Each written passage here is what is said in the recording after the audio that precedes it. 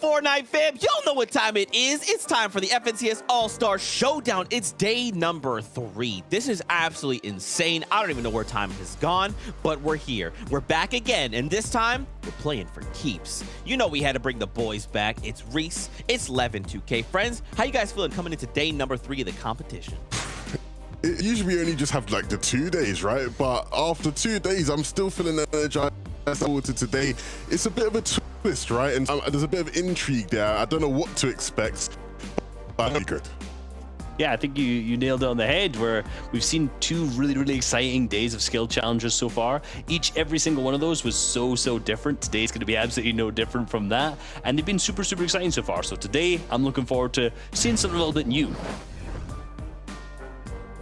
If you take a look here at the schedule, right, this is play for keeps. Tonight we are playing for keeps, and this is it's a bit of a weird one, Reese. You know, I don't know if you've jumped in to play it. You know, your experience of it so far.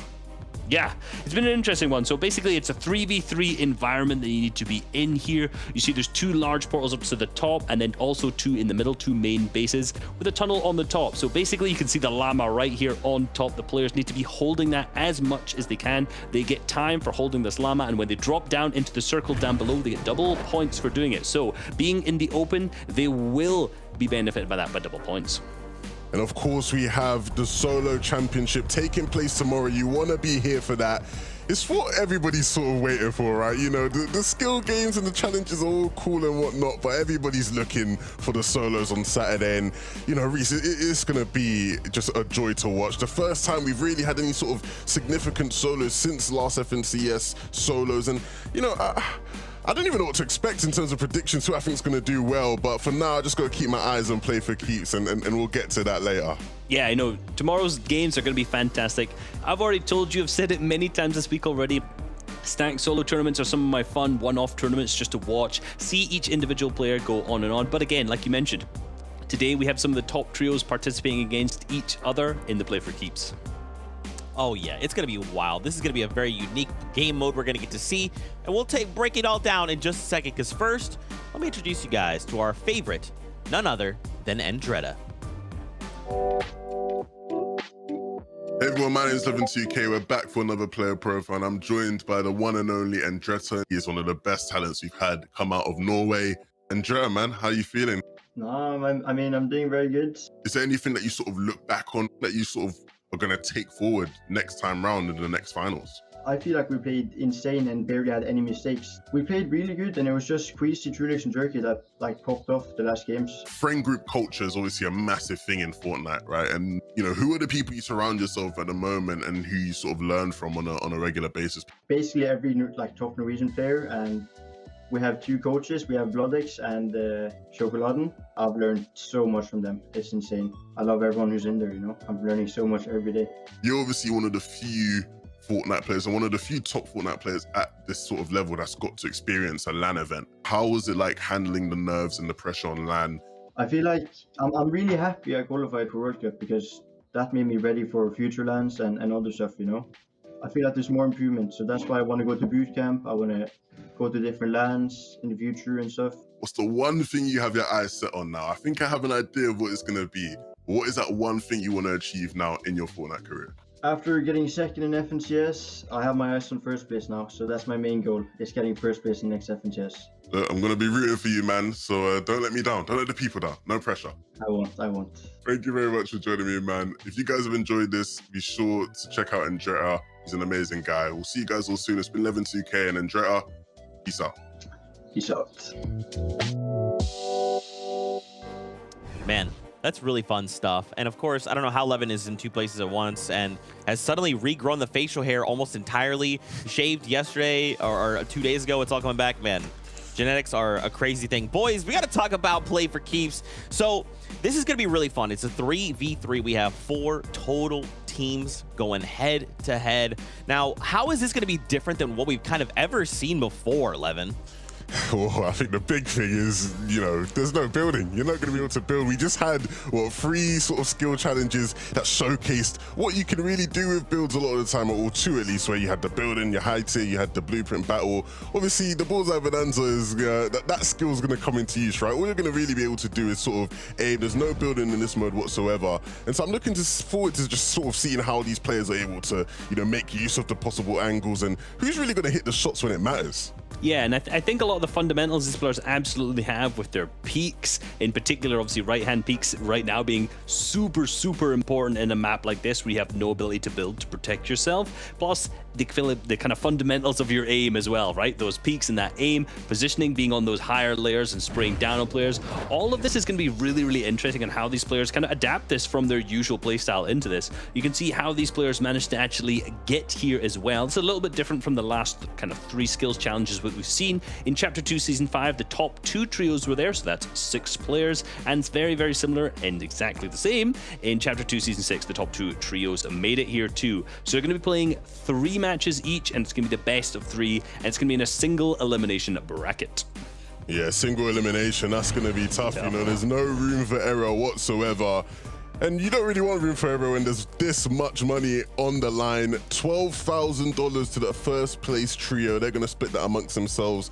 And you can see it's divvied up to all 4 teams. And even if you come last, it's not too bad, right? Nothing compared to what they would have made from the FNCSs they played in. But regardless, you know, a pretty penny to say the least. Yeah, a nice little bit on top of that indeed. And obviously, a lot of these players have also already played skill challenges throughout the rest of the week. So we know we've seen these guys perform in their individual challenge too. And if it was either one of the building or editing challenges, well, they can't apply that here today in this. So all the players who played the Bullseye Bonanza, maybe a little bit of an edge. They've already played a skill challenge that they can apply here. Yeah, and you know, I really want to see, right? Some of the players who we saw put in a lot of effort, but maybe didn't get the result they wanted in some of the other skill challenges, you know, put that in today. Like Andretta was grinding for the Bullseye Bonanza, and he didn't do too bad, didn't get what he would have wanted, so maybe this is the time for him to come back in and show people what he can really do. I think the same goes with Janice actually as well. Again, we kind of mentioned this yesterday. He had such a good performance yesterday coming out of the high tier, right? Super, super consistent, some of the best times, but then obviously Tayson managed to beat him out there. So today, we'll be able to kind of get rid of that second place and manage to put him and his trio of Hen and Champix up there into first. Hope so. Man, and this is all coming off the backs of like now being able to squad up, right? Being with you and the boys, and you can't build, and you want to take possession of that llama. That's where you're gonna get a lot of your points, and then we'll have to see which of these trios we think will actually like go to the center of the map and be like, okay, double points, that feels worth the risk. You know, we'll have to see. We'll be jumping into the battle bus in just a little bit, but let's take a look at this bracket. Let's see which of these trios are going head to head first. I mean, the scary part to me is there's basically like effectively 2 sets of FNCS trios champions that are kind of participating like in the competition. And like, sure, you could say like, okay, well, there's also the second place team as well. But still, second ain't first. So I'm looking at these #1 trios from Season 5, Season 6, and I've got the magnifying glass on them, boys. I'm like, what mistakes am I going to make? How's it going to look? Well, look, of course you want to favor the champs, right? Like, you know, I know Reese and I, we both are expecting Hen, Janice, and Champix to really come out. And obviously, they weren't the champs last season. They were the champs in Season 5. They're going to be facing up against Rescott and Andretta Savage, who came second impressively in the recent FNCS. And so how they fare, you know, I don't know. I just look at the skill of Hen, Janice, and Champix combined. And of course, the players they're going up against are also incredibly skilled. But to me, these guys are just on another level, Reese. I don't know about you. No, I agree, and that's why they're my prediction to win the whole thing out of Hen, Jazz, and Champix. I think what really, to me, puts them above any of the other teams that are in here is the fact that their fundamentals are just so good, you know? The aim, the builds, the edits. Obviously, not all of those going to be completely reflected today, but the builds and the aim in particular is something that anytime I watch this team, I just see headshot, beam, beam, beam, 200 pump, no matter whatever it is. They're so well-rounded as a trio as well, and they work so well. They're positioning around each other so good that it's hard not to pick them for a round like this where it is just a straight 3v3.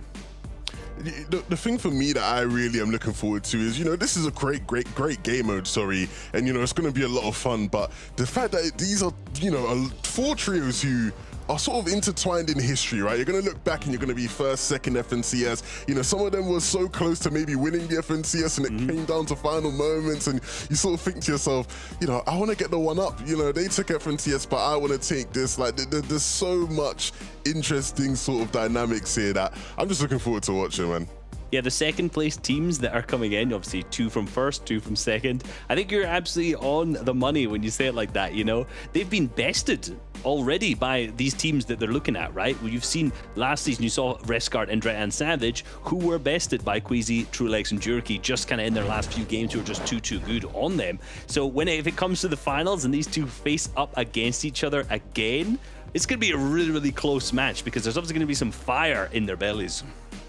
Yeah, and of course, right, we have sort of the bracket reset that could come into play, right? We've seen that in some of the other regions. No success yet along from EU, so maybe that will change in today's games. But look, I think the big thing, right, is who's going to really come out and maybe show us something interesting. I feel like in all the skill challenges, we've seen somebody whip out something, some sort of strategy that maybe we didn't expect. You know, who knows? I don't know if there's much room for much of that in Play for Keeps, but who knows, right? Who knows? Maybe somebody will whip something out that's a bit cheeky, do you know what I mean? Something that gives you that bit of an advantage to take home the pie.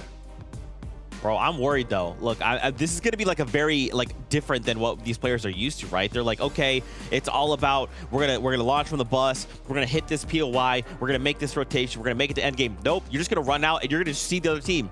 And you have to hope to goodness that you can eliminate them. Wait, there's a llama involved. You gotta wait. There's a place where you get double points. Oh my gosh, we're down or we're up. It's gonna be wild, absolutely insane. We gotta take a look at the predictions. Which of these players we think will come out in that #1 spot at the end of it all. Now, I went with Flick, Anas, and Thomas HD. Sancho West and Shywager are casters. We all agree, okay? Now, they will be able to defend themselves when we go over to them. Listen, I know, look, Reese Levin, I'm looking at you guys, Hen, Janice, Chapix. That's the easy pick, you see? I think Thomas, HD, Flick, and Anas, because this is such a unique game mode, they're going to be able to adapt faster. Yes, I know Flick, Anas, Thomas, HD, I'm sorry, Hen, Janice, and Chapix, FNCS champions. They're absolutely incredible. Janice popping off yesterday. But boys, this is something they're unused to. This is new territory, new waters. I don't know that they can keep up. Zeke, what are you on about? Easy pick. You've gone with Flick, Anas, and Thomas, one of the most skilled trios that we have. Look, at the end of the day, right, we have the 2 top trios from the past 2 FNCSs. They are all nuts. Like, genuinely, It's all true. of them, It's true. like, pound for pound, some of the most crazy mechanical players we have. Anyone's a safe pick. Like, who's not a safe pick, What? really? Do you know what No. I mean? Like, you can make a strong case for any of these 4 trios. I think the big thing for me with Hen, Janice, and Chapix is I just think they are just better than everyone else. Like if you're just going Fortnite, who's better? Who's the better just Fortnite player? I just think Hen, Janice, and Chapix as a collective are just better than everyone else. So I'm just always going to bank on them. Yeah, you know, I wanted to give like a deep dive into why earlier, and I think you've nailed it. They are just better, quite frankly. Like, I give the exact same reasoning as you. I do feel a little bit bad. You kind of nailed it. Any one of these 4 teams could win. You know, for Queasy, Truelex, and Jerky, along with Rescard, Andretta, and Savage, none of us have predicted them to win. So, you know what? You mocked me for saying underdogs yesterday. These guys will now be classified as the underdogs because none of us have predicted them. Okay. Look, they will use that to their advantage. You know what I mean? Yes. I know Savage, he likes the whole underdog feeling, right? He likes when people doubt him. He will use that as motivation. And, you know, if they do, it'll make for a more interesting matchup, right? So I'm looking forward to it. Well, you know what? We ain't got to wait that much longer. It is time to be jumping into creative. We're going to see Play for Keeps, a crazy 3v3 mode. And it's time, Fortnite fan. We got Sancho West. We got Shywager, the boys. They're going to be casting all the action. So, friends, over to you. Thank you so much, Zeke, Levin, and Reese. Yes, these guys have thrown all their takes on the table, left, right, and center. The players, though, Sancho, they're going to collect, they're going to gather. It's time for them to play for keeps. And they're going to play for keeps by the way of the gun. And my favorite thing when it comes to all these, you know, who's going to do this, all this debating, it is the players themselves that will settle the argument. Look at the bracket once again. We got Hen, Janice, and Chapix, Refsguard, and Andretta, and Savage going to start us off in match 1. Match 2, we didn't really get into, but hey, what's with the disrespect of the current defending FNCS champions, Queasy, Truelex, and Jerky? I understand they're not in the high ground in the stratosphere, But hey, they came in first place, and they're going to go up against Flick and us and Thomas HC. I think all of this, Shayo, is just a matter of respect that a lot of these EU trios have garnered over their time in the competition. Yeah, it's a matter of respect, but it's also a battle of style, right? And I feel like that's why there's some biases for some trios compared to others. You look at Jerky, why is someone going for them? Why not Refsguard and Andretta Savage over Hengenis Chapix? It's because these guys rely on that end game style, playing the map, being up and low. Right now, it's all just raw skill. It's teamwork, it's aim. So let's see who comes out on top and play for keeps. Here we go. It's all about controlling the llama. We all have seen how prized that llama is, and the right-hand peak, baby, is going to be strong. All our competitors will be armed with a blue pump, a blue AR, and there it is to play for the llama. Andretta understanding that goes the impulse. Janice right behind, but the backup is there. Refsguard with the backup play, and Andretta's trio has hold of the llama, Shayo. And this is what we talk about when it's talking about just playing for position. Savage, though, he's getting picked apart by Chapix on the right side, and Andretta's gonna have to stay secured. It's not gonna be possible. Savage will respawn, try to keep the llama, but no, big trades back and forth. Hengenis and Chapix, they are absolutely fiending this competition. So much action already happening, but take a look at the scoreboard on the top. Holding on the llama now a little bit longer. It's 17-10, but Refsguard trio is coming back. Chapix solo all the way on the front side looking for a shot, but it's not going to be possible. He gets taken out. Refsguard finally jumps all the way in. 15 HP with that llama. He held it for a little bit, but he's also going to get taken out. Savage is the one who's actually making sure his base is staying secure. Everyone, as Anjo mentioned, has all those items. Andretta has that llama as well. He's going to have to look to stay hidden, but at the same time stay mobile, because it's so easy to find out where you are. He goes down. This thing is changing hands more so than two countries trade goods, Sancho. It's going back and forth. And what I'm seeing right now is Refsguard trios are doing a great job passing the llama forward right before they get eliminated. You see them fall right in their teammates' hands. Right now, Heads trios holding on to it as some nice beams coming from the top here. Refsguard putting the pressure on the Uwe, but there it is. Jazz with the backup, and they have a strong hold here. A great position here in this corner, Shayo. Absolute team white, waiting for that score to get updated as well. The entire trio, though, is back there ready, full HP to take out Janice. Now it's going to be up to see how much damage Chapix can do. He does a lot before he gets taken out, and then Hen, he gets 3v1. What a retake. This is what it's all about. It's just having it. Now you've seen Janice here set up on the other side. The teammates are being respawned back in. Let's take a look at the score. It is 48-39. We got 3 minutes left here in this opening match. Again, it's best 2 out of 3. And if you lose, you get sent down to a third place playoff. Absolutely right now. Hen, he's got the llama. He's looking for the shots. This is one of the best places to be in. You have this window of operation where he takes out Andretta. You can peek off the left side as well and help your teammates when they're in open battle, but they're actually going to be moving over to high ground. This is where you can have a better vantage point, hit headshots more, and actually not even be seen completely. You can surprise people by peeking over this right side on the wall, and you see that Hen sees everything right now. Savage goes down, Andretta's in the mix. They have another huge team wipe, Sancho. That was a 2v3. You're seeing the elims kind of stack up right here, and you're seeing the strategy of Hen. You know, Hen is just basically just chilling, allowing Chapix and Janice doing a lot of work. That's a lot of firepower defending you. Savage is doing some work here, Shayo. 7 eliminations, but it's not about the eliminations. It's about that score on top. And take a look. Hen sitting pretty, sitting fine. No one out here with his eyes on him, and finally Refsguard spots him out. Traded the beams, but Andretta now picks up the llama, and he's running free. Big trades back and forth, though. There he is. Now he has stop llama. it once again. He's on a heist. He's running, and he has to. There's a redeploy coming in as well. He's going to try to regroup. With Refsguard on the right, both of them staying side by side, taking shots. It's like we're watching duels at CS all over again. And boom, there's some more eliminations left and right as well. Hen's about to dive in. He's going to have to go into 1v3. Shots back and forth. The pump actually takes out half his HP. It's not going to be possible for him to survive, but how much damage can he do at the same time? Takes out Savage, Andretta trades, and these guys are still holding on. What a great two-piece. So far, none of these trios are taking advantage of that double multiplier in the middle. You saw Andretta kind of touch it for a second. He's going to be able to try to pick up some armor. Doesn't get it here. No shield going through. And wow, so many people have it. And about a minute left, and it's a 104-68 lead for Hen's trio. Chapix on the left side, though, 11 eliminations so far. He also gets taken out. Savage up to 13. These guys are definitely clapping back. They were down by 40, and now they've actually made it just a 20-point game in total. They're holding on, and they're going to make sure they hold this line. They got to hold on here for the majority of these 50 seconds here. Every time, every second pass, it's 2 points added to it, and they're setting up a going, wow, 100 tag through the window, almost able to hold on as Hen and Chapix close the door on Savage's comeback opportunity. I don't know, Shayo, it's not looking good here for this match one. At least they have another one to go. It's the best 2 out of 3. They had 30 seconds. They have to hold on to that llama as soon as possible, but they actually don't have it right now. And Andretta's gonna be on the top side looking for the shots right here, this window. It's a big opportunity, and boom, heads in there. Wipes out every single person available. They're holding it, 123 points, 14 seconds left. No one is taking them out. They found one of the strongest positions here with this window as well. They can take shots and activate redeploy, making their bodies almost unfathomable, untouchable. Big impact grenade also coming through, or impulse grenade, but it's not gonna be possible. And boom, it's done, 139 points for Hen, Janice, and Chapix. They take that first game. Let's take a look at all the action, the replay, the chaos. It was Hen, the llama man, holding it tight there, was able to get some nice right-hand peeks, some nice beams, and you're seeing the strategies already unfolding here, Shayo. It is Janice, Hen, and Chapix taking game 1.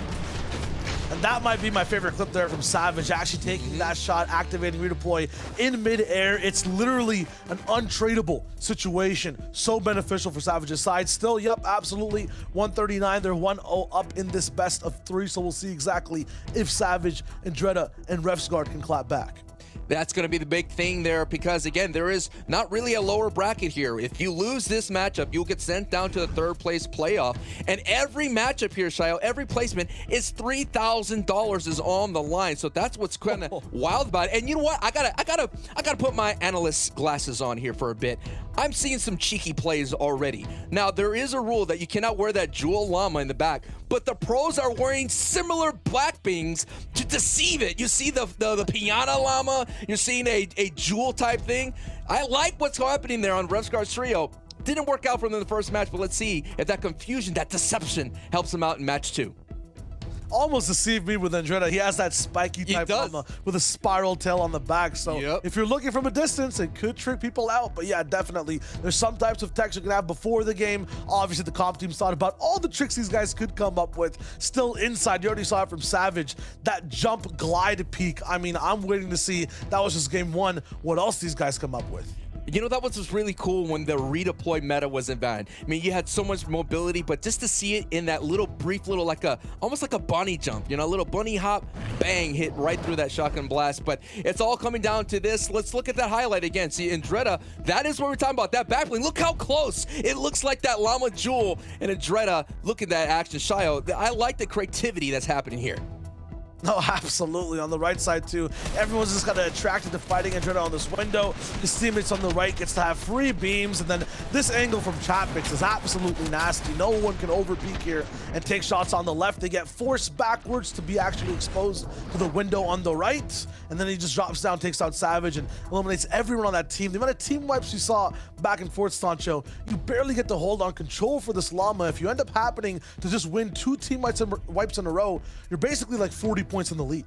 And I felt like that's what Hen's trio was able to do. Again, not all these pros are utilizing that double point little circle at the very center. It's very difficult. We talked about those angles, and you're totally exposed while you're sitting dead center underneath in the lower side of things. I'm seeing a lot of other things as well, Shayo. A lot of great pre-fighters, a lot of beams, and you know what? Not a lot of misses. Yeah, you all know when you're in a set lobby, you're amongst some pros, and you know the content creators out there that are watching know how it feels when you're running around. It does feel like you're a 50 pop running around, and you just get beamed, man. You glide up, you're like, oh, I think I got this rotation. Bam, bam, bam. No, you're done.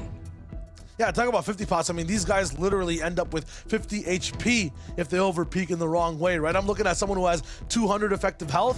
One pump shot gets them down to just 50 in total. Like, these guys are absolutely lethal. You're absolutely correct, Sancho. And then past that as well, I'm still waiting to see if that middle double points area is going to be utilized, right? If Savage got a hold of that llama, wanted to risk it, wanted to clap and come back. I mean, 4 points a second compared to 2 gathering, that's a huge, huge difference. And when there's only 10 seconds left on the clock, you might have to risk it all, especially in Savage's situation. If they lose one more game here, Sancho, they're going to be out playing for that 3rd place match. Yeah, you definitely do not want to get sent down to that 3rd place playoff there, as we're going to keep going forward here. Savage is putting in the work. 18 eliminations there. But it's all about holding on to the llama, and here it is, the second matchup here at this match. Best 2 out of 3. If Hen's Trio is able to win, they will send Savage into that third place playoff, while Hen's Trio goes to the championship final, where they'll be playing for that lion's share prize pool. Genesis from the backside, it's all about impulsing in, grabbing, and then impulsing out. How many shots he's gonna take though? Drops down to avoid lines of sight, and he has to solo go to the window. Armor to get, HP to have, and a pinch is also seen. Andretta gets clamped down, but Refsguard's there to salvage the situation. This is the second place FNCS trio of Refsguard from this season, this previous season 6, going against the FNCS champions of season 5. 140 right in your grill. Chapix here is on a terror, and he's gonna try to, there it is, they're finally utilizing that 2 points, and this is gonna be a massive opportunity to gain some big time lead, Shio. Already up to 21, and they just barely even started the game. Andretta is still on the backside. He gets taken out. The Llama's still alive. Chapix finally eliminated, and Refsguard's actually choosing to run completely away. He has to, though. Actually gets the Llama all the way up to Andretta's side, and boom, another big shot comes in. What a nice 50-50 to win by Andretta. Hands down, and all his teammates are alive, too, ready to help him out. There is a moment that health does regenerate. You're seeing the green bar go up slightly here. So if Andretta could hold on, getting some big tags on Hen, but it was just a little bit of too much there. And now this is what we're talking about, utilizing that 2 point. And actually Refsguard, they're just going in. It doesn't matter if you have the llama or not. I'm just gonna attack you. They actually don't even care. Impulse is straight to the sky. Refsguard's making sure he's getting off spawn fast. They can't find Hen though. Where is this man? Janet's being the best distraction overall.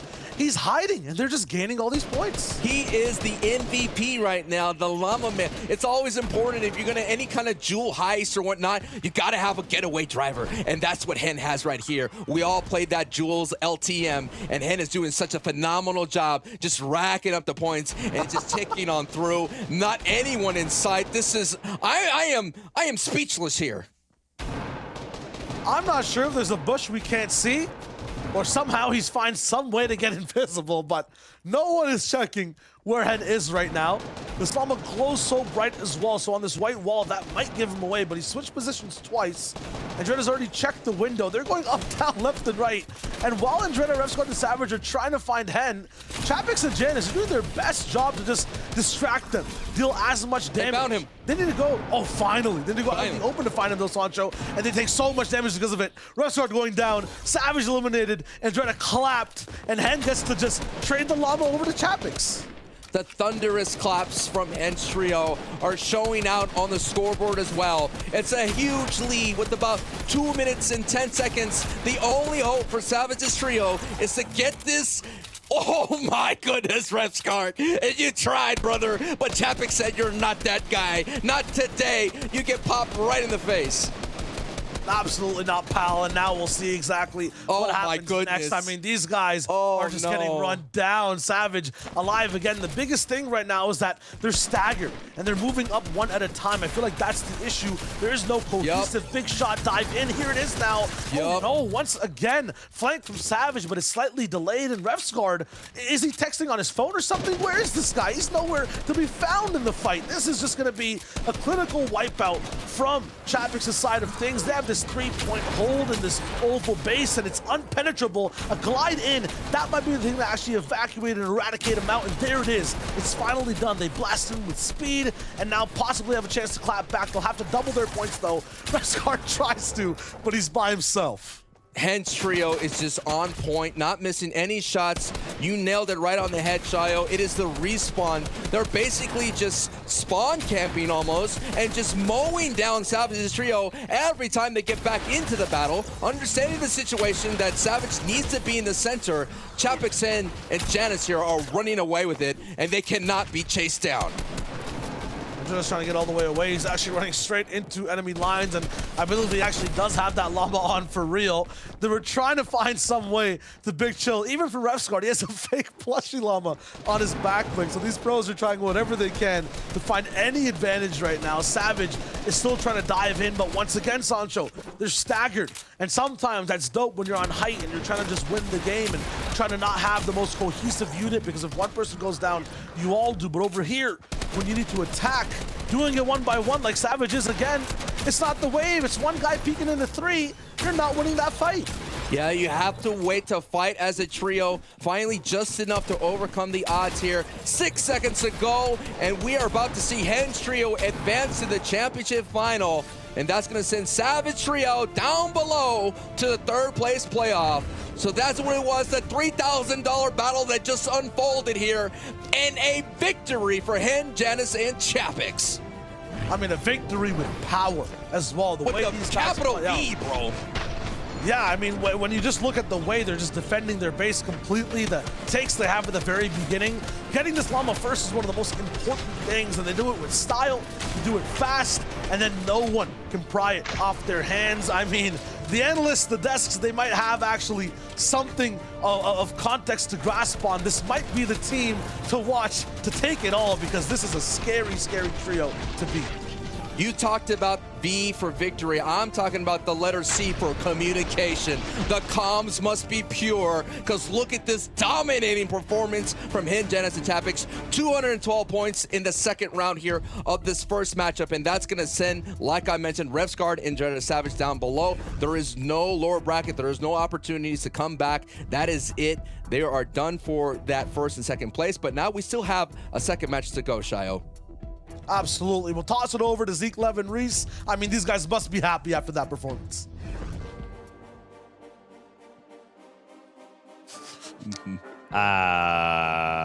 Hey, production, can I just change? Hey, production, just change my picks. Just change them. Thank you, production. No, none of that. We saw Wow. the written. That was a great first opening match. Apparently, Hen just had the secret tech. He's like, look, if I just hold the llama and I just hide in the best hiding spot, it's over. We win. Yeah, you know what? Yeah, like I used to play a lot of basketball growing up, right? And like whenever you'd play a match and it's a blowout, you know, the referee would always say, "Yo, can you sub out your starters? Like, you know, you guys are already winning. You know, like they should have just subbed me and Reese in there. Like, you know, that was so like unfair. Like it's like they just didn't even stand a chance. Like there was no way they were getting back into that one. Hen, Janice, and Chapix just like I said at the start of the show, just the better players. I don't even know what analysis to give there. Like, they're just better. Oh, like, look at this. Like, even with, like, them, like, you know, some of the trades, you look at some of the engagements, you know, it looks like, you know, Savage and Andretta and, you know, Rescott are doing good. And, like, they're getting these crazy eliminations. It's like, nah, like, you're just, like, 100 points down. What can you do then? Well, it ended up being more than that. It was almost 150 points down in the end, too. But this was something beautiful that we saw Hen doing. You notice he's down actually on the other team's spawn. So while Chapix and Janice are in their own spawn point, that obviously makes the other team think, obviously the Savage's team think, okay, we have to must go all the way across the side. Oh, of course. Ooh, beautiful shots coming out too, which is why they have to run all the way across, basically just jumping over Hen's side. So because Hen's basically hiding on their side, no eliminations, managed to sit there. I think he gained almost like 60 points, pretty much like a full minute of him sitting down there. Yeah, it was crazy. He was just able to sit down there and they had no clue. Like, they had no inclination as to where he was. And, you know, as the caster sort of alluded to, they're out now. You know, Rescott and Mr. Savage, the most that they can get is now 3rd place. And so who's it going to be? You know, I probably would say it's going to be Queasy, Trillis, and Drakey, but you never know. Maybe they whip out something crazy. But I definitely think Flickernas and Thomas are going to be the ones meeting with Hen, Janice, and Chapix in the finals. It's just a matter of how they do it, how they execute it. Are you saying that you think it's not a matter of if, it's a matter of how much are they beating them by? Yeah, 100%, like 100%. And yeah, I hate to be that guy, you know, I hate to be that guy, but it's like, what just happened right there? I just expect the same thing from Flickernas and Thomas. Like, I just expect the same thing. I do. I'll be honest. No. Listen. Flickernas, Thomas HD, they're about to show up. And they're about to just give them these hands, okay? That's what's about to happen, all right? You guys are talking about your trio. No. Thomas HG is going to roll up. He's going to be like, look, I am known for hitting headshots across the entire universe. And now you just put a pump shotgun in his hands. He's like, oh, wow.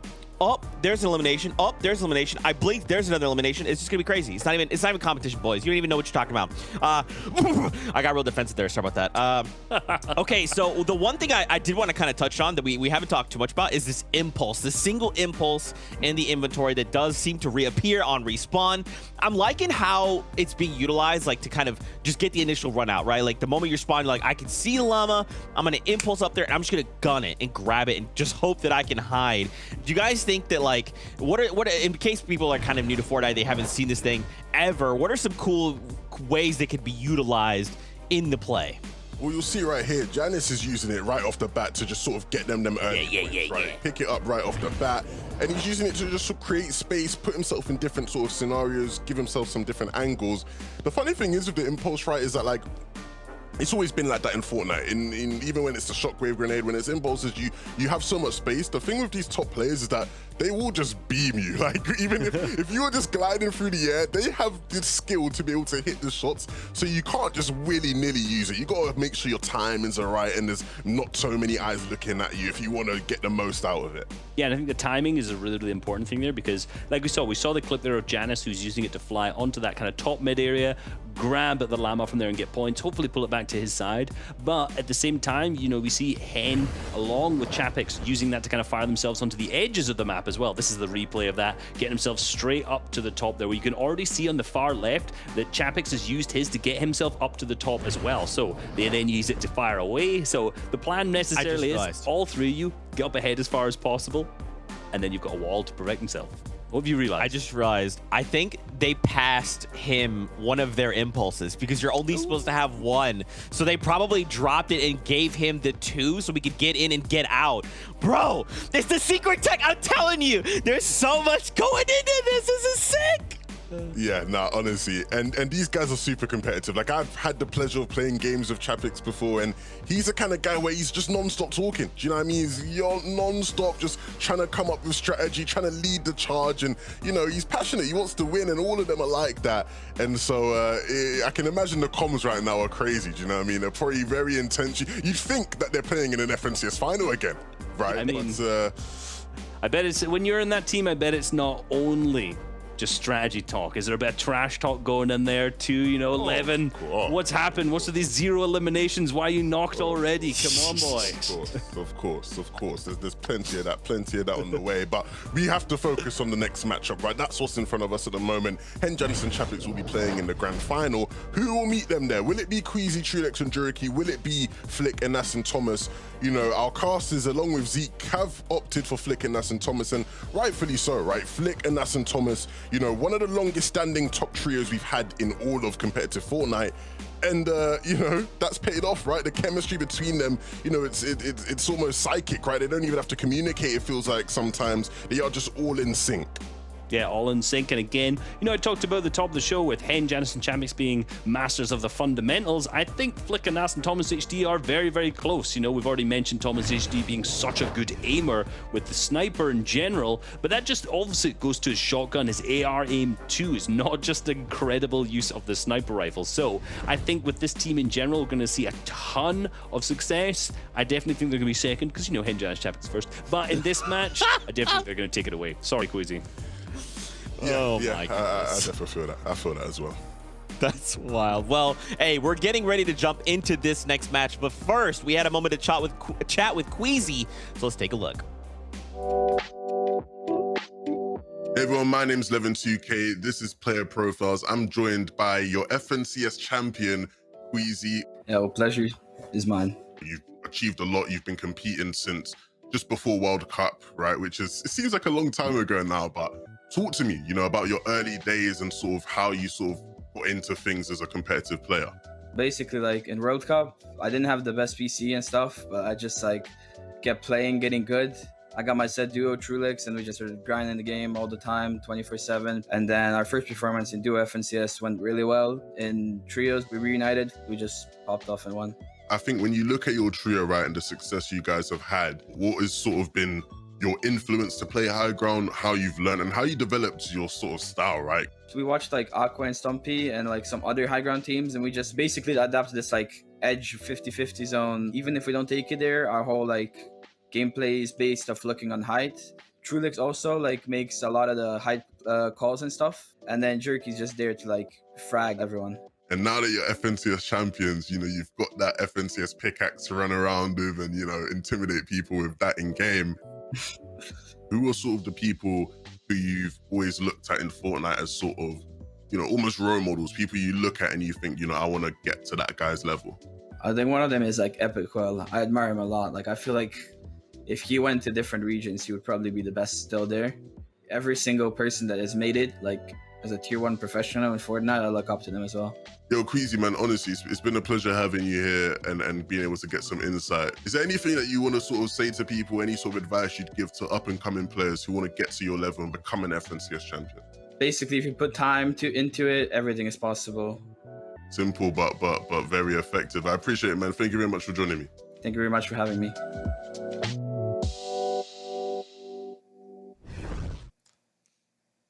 That's insights there with Levin and Queasy. I mean, these guys were kind of hyping up the matchup a little bit. Who's going to make it to the finals? I feel like this is going to be closer, 100% closer than the last matchup we had, Sancho, unless either one of these teams are coming in with the tech. Yeah, will it be a repeat performance for the FNCS champions? We had Hen, Janice, and Chapix from Season 5 champion be able to overtake, dominate Refsguard and Andretta Savage. But can Flickanos and Thomas HC turn the fates for the people who came in second place? This is for all the people who ever came in second place in their lifetime. This one's for you. Let's see how it all goes down.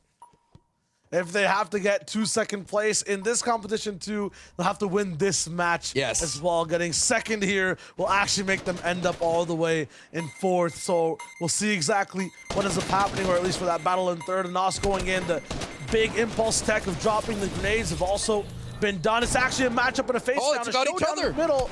No one gets it. What? No one gets it. That gives Thomas HC, he gets the comms to go and get it. But there's another opponent there. And again, you're talking about how close it can be. So far, no one's really had to control the llama. There it is, finally. Slow and steady. Slow and steady wins the race. Queasy's saying that 2 times to try to get as many points as possible before he goes down. Here's the stagger. Every shot will matter. Chulex actually wins the aim duel. Then he goes all the way up to high ground. These guys are basically invading the station, and boom! Another pump flick. Oh, nice! Boom! Oh. Chulex, too strong, and now they hold on to that llama for a long time. I am not surprised. Chulex, Queasy, and Jerky's like, where's the highest point on this map? Oh, the center. Let's go ahead and sit there, because we're used to beaming people from down below. Jerky's briefly had control, but gets greeted by Thomas HD, Shotgun Blast, and Flick now is going to try to get to the center to get some double up points. And so far, so many competitors are just going down. They're not using that stronghold makeshift base that we saw in the previous round. There's no brain involved here at all. This is just all aim. Everyone's in the center. This llama hasn't found a home. And finally, Chulex opens up his living room and it can kind of lay there on the couch for now. Nos, he's looking to surf though, and boom, another shot comes in. Teammate there to help out. Chulex is like, I'm out. There's no shot. I'm not even gonna, you know, entertain the fact of being in that fight, and he's going for that hidey hole tactic. Now, Hen, he got over 100 points just hiding with this llama. If Chulex can do it too, this would secure them that first map. And Nos can't find him, and now Chulex is finally found out in that corner there. Shots are ringing out across the entire map here. Let's see what the score update can be here as we see Thomas HD now walking away with it. It'd be a shame. They should have gave Thomas HC a sniper, bro. I wanted to see what this man could do in these close quarters with the sniper. Trulix finds him, seeing that Thomas HC is trying to steal his strat now. Trulix regains control for his trio of the llama. 5 eliminations and looking solid here. I love that even though you have the llama, you are still have the ability to fight and get some crucial eliminations to start off there. Look at the score, 53-38. We got 2 minutes and 44 seconds left. In the lead and in a 3-2 advantage as well. Trulex is one of the best spots to hit all these AR shots. And Nos now kind of left on his own, but he's found a flank onto Trulex. 3 eyes on him though, and it's not going to be possible for him to take it down. They have such widespread coverage of this map. They know exactly where Flick and Nos and Thomas will spawn, and they're actually giving up the llama and trading it a handoff. Haven't seen that before. Jerky, he has more shield, and he'll have more time to protect that llama as Nos, Flick, and Thomas look to spawn all together. They're still staggered. This is not going to work out, and Jerky, he's the one who's just keeping and staying in control. I don't know. I'm confused here. Is this play for keeps or featuring, or is this FNCS championship battles? Because that's what may end up happening here. That'd be really cool to see the previous FNCS champion going against the current defending one. But hey, I may be speaking a little too fast here, but right now, Trulix is now putting a showcase of some aim and some patience by holding on to that llama. Yeah, he actually ended up having Thomas run into his AR shot, hit him up for 60 close range, and then one pumped him after the fact. Finally, something happens. One teammate is down. This handoff scenario can't keep going on forever, and there's another invasion. Never mind. It's not possible for these guys to penetrate the base. I mean, these guild boys, they're struggling. Yeah, right now, Trulix is with 9 eliminations, and look at this. We're seeing more strategies kind of develop here as the handoff does happen to Queasy. Queasy being a little bit more stronger there. As you can see, you have the ability to regen as well. So Jerky a little bit low. This will be that opportunity there for the Flick trio to get in there and regain control of this llama, because that score is getting higher and higher, Shio. Already all the way in. Trulix finally down. If they want to win this now, they have to just maintain control the entire time, and they have to dip in that double points. I don't even think there's enough time right now on the clock for these guys to make up 100 total points. So they'll have to go towards the center of the map, and while they even try to do that, Flick is going to be able to barely even stay alive. Here it is, an opportunity. Nos now sitting here for double the points, holding on to this column as much as possible. Jerky shuts down that storyline. That comeback there. Now Thomas AG's coming in, cleans up that, and Queasy comes in. It's just like one fish gobbling the other fish. It's like a Russian doll. It just keeps going all over each other, like bam, bam, bam. Before you know it, no one is standing, and it is a Nos here hiding out in this corner. Yeah, he's gonna hide out and make sure he just rides this out. These guys will have to rethink the strategy coming in, but what a display of performance from Queasy, Trulix, and Jerky. Once again, basically holding 3 different towers on the map. Flick and Nos, Thomas HD, you're not high enough to go on this ride. You're not gonna be tall enough to hang with the big pros, the winners of EU this last season. I mean, these guys just displayed a complete showing of power, and they're gonna win map number 1. There it is, the kings of the high ground. It is best 2 out of 3, and they're gonna go to the first one there as the timer did run out. And that was such an unbelievable performance. We're seeing some new strategies coming out from our pros. Let's take a look at the replay. That is something we did not see, the passing of it. They're getting used to working with that beach ball and working on those handoffs, Shio. It was crucial to the game plan. Absolutely. For me, also, the MVP of this entire match has to be Trulix. He was hiding with that llama, gained about 20 points, stopped Thomas HD from slowing the strat, had the sickest AR beams the entire time, and he did it all while also holding and playing the objective. How many times, Sancho, do you see a player be the person who has the most elims, but also be the one who's playing the objective? That is what you need, that kind of performance. And surprisingly, these trios did not face off at all in the previous FNCS, so this is the first time they've crossed pickaxes or crossed bullets, and you're looking like Queasy, Trulix, and Jerky putting on a great performance, 175 to 90. Yeah, the reason these guys won that FNCS, and it wasn't just builds, it wasn't just the positions or, you know, all the zones they got, is because these guys are top class in terms of assassinating their competition at every given moment. There is none of that. That's not available, man. There's no, like, Storm to work with. There's no Chuck Cannon. There's no mats, but there is highlights, and we saw that scrum. It was almost a tug of war here over the llama. It was going back and forth, but it was Trulix's trio that were just able to, not only with their way of their gun, but they were able to do it with some really great strategies of holding on to this base and passing off the llama. I like what I saw, Shio. I liked it. No, for real. And then Jerky as well was just very good at supporting everyone entirely as well.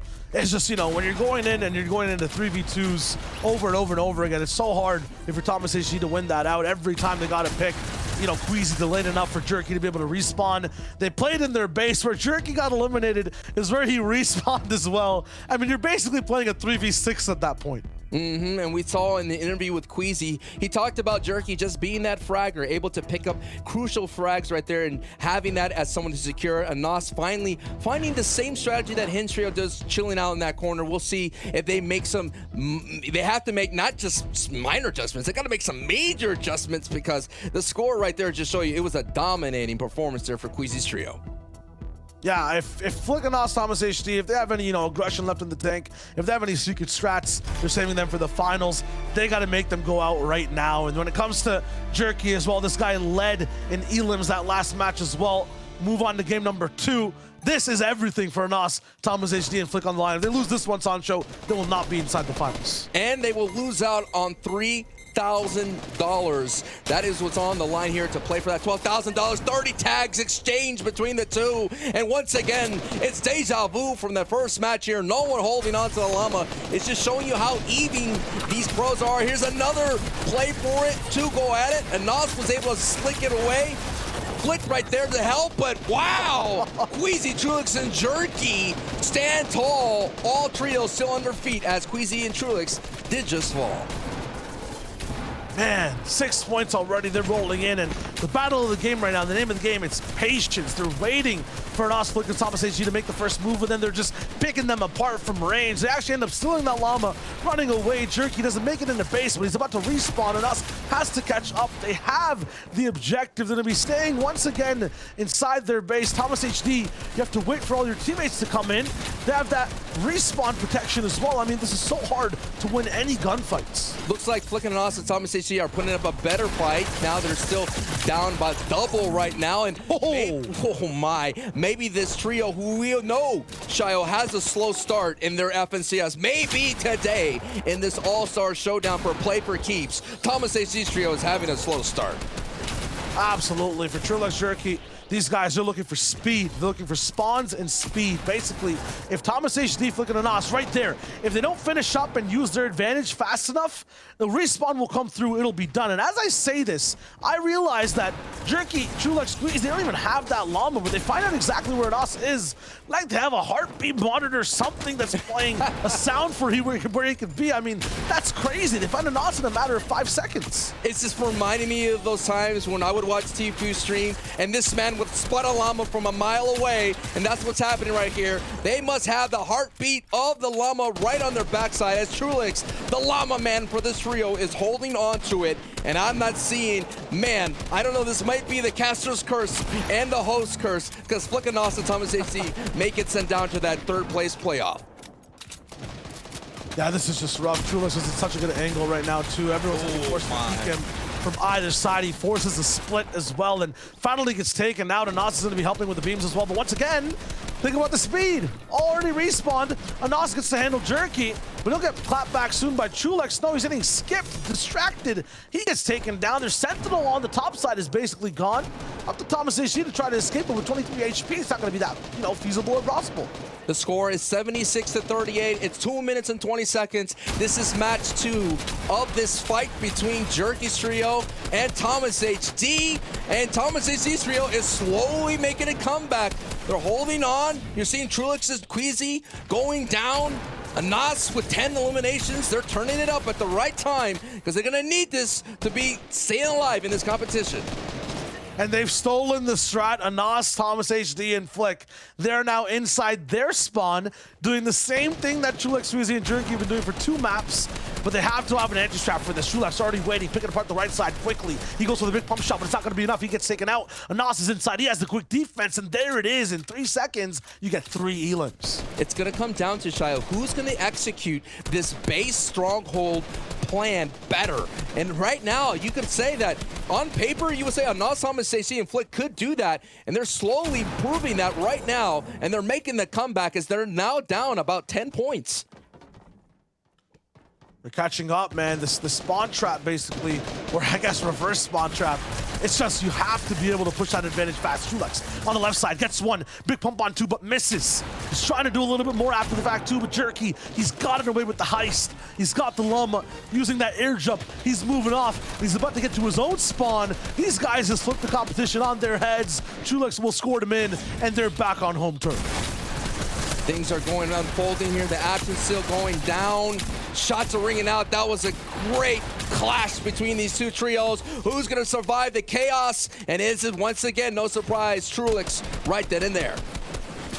Flick and Nos, Thomas HG, they have to do something in the next 10 seconds, or this competition should be wrapped up from what I see.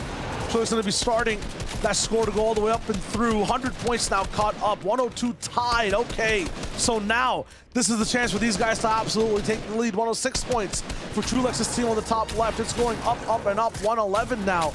The Elam's adding some points slightly too. There goes Anas. He's breaking in. Trulix pulses away. And okay, 15 points of a difference. They have to hold for the full 15 seconds. They must do this to stay in the lead.